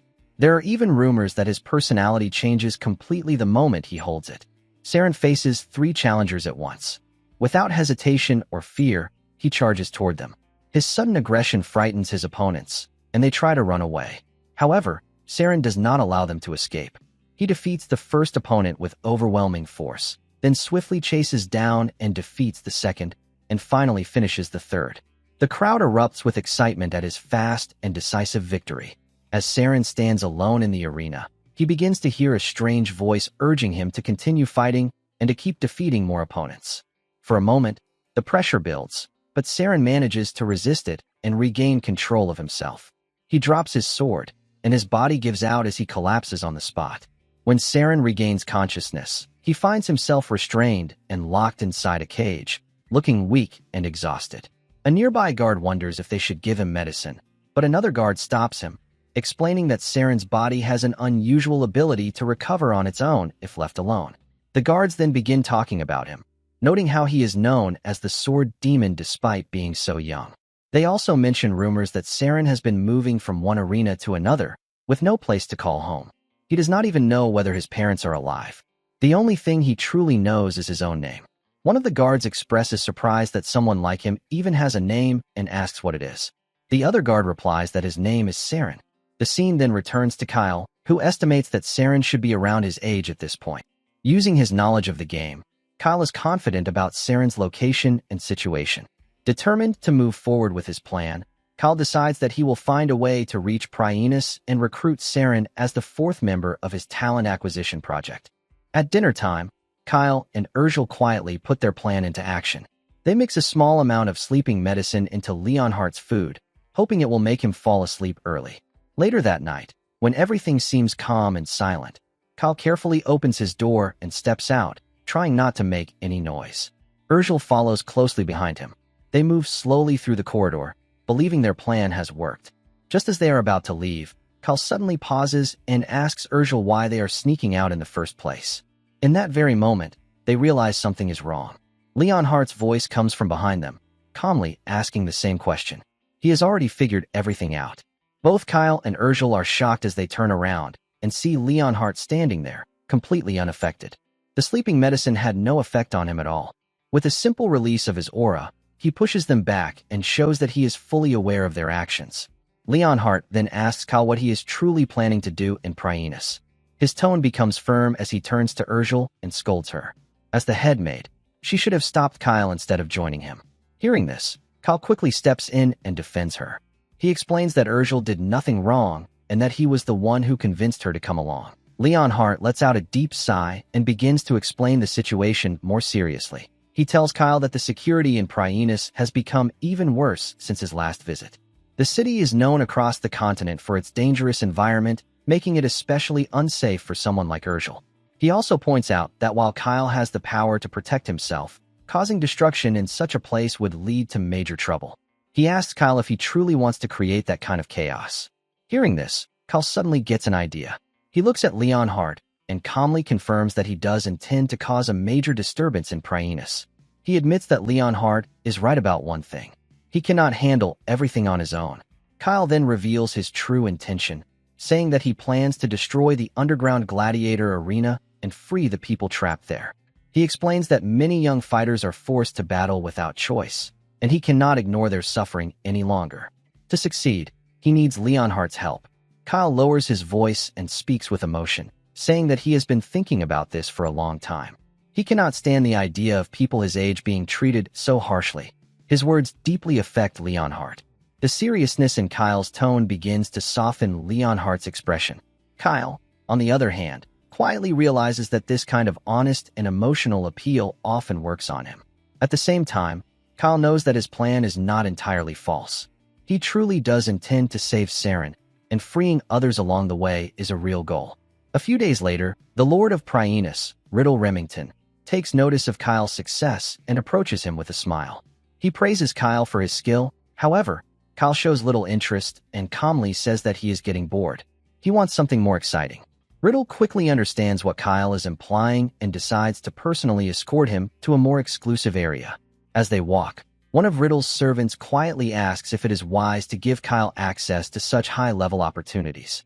Riddle simply responds that it does not matter for now. Riddle had heard rumors that Kyle had become more mature, but after seeing him in action, he is convinced that Kyle has not changed at all. Earlier, Riddle's father had informed him about Kyle's arrival and wondered about his purpose. Riddle had confidently assured him that there was nothing to worry about and that he would handle everything himself.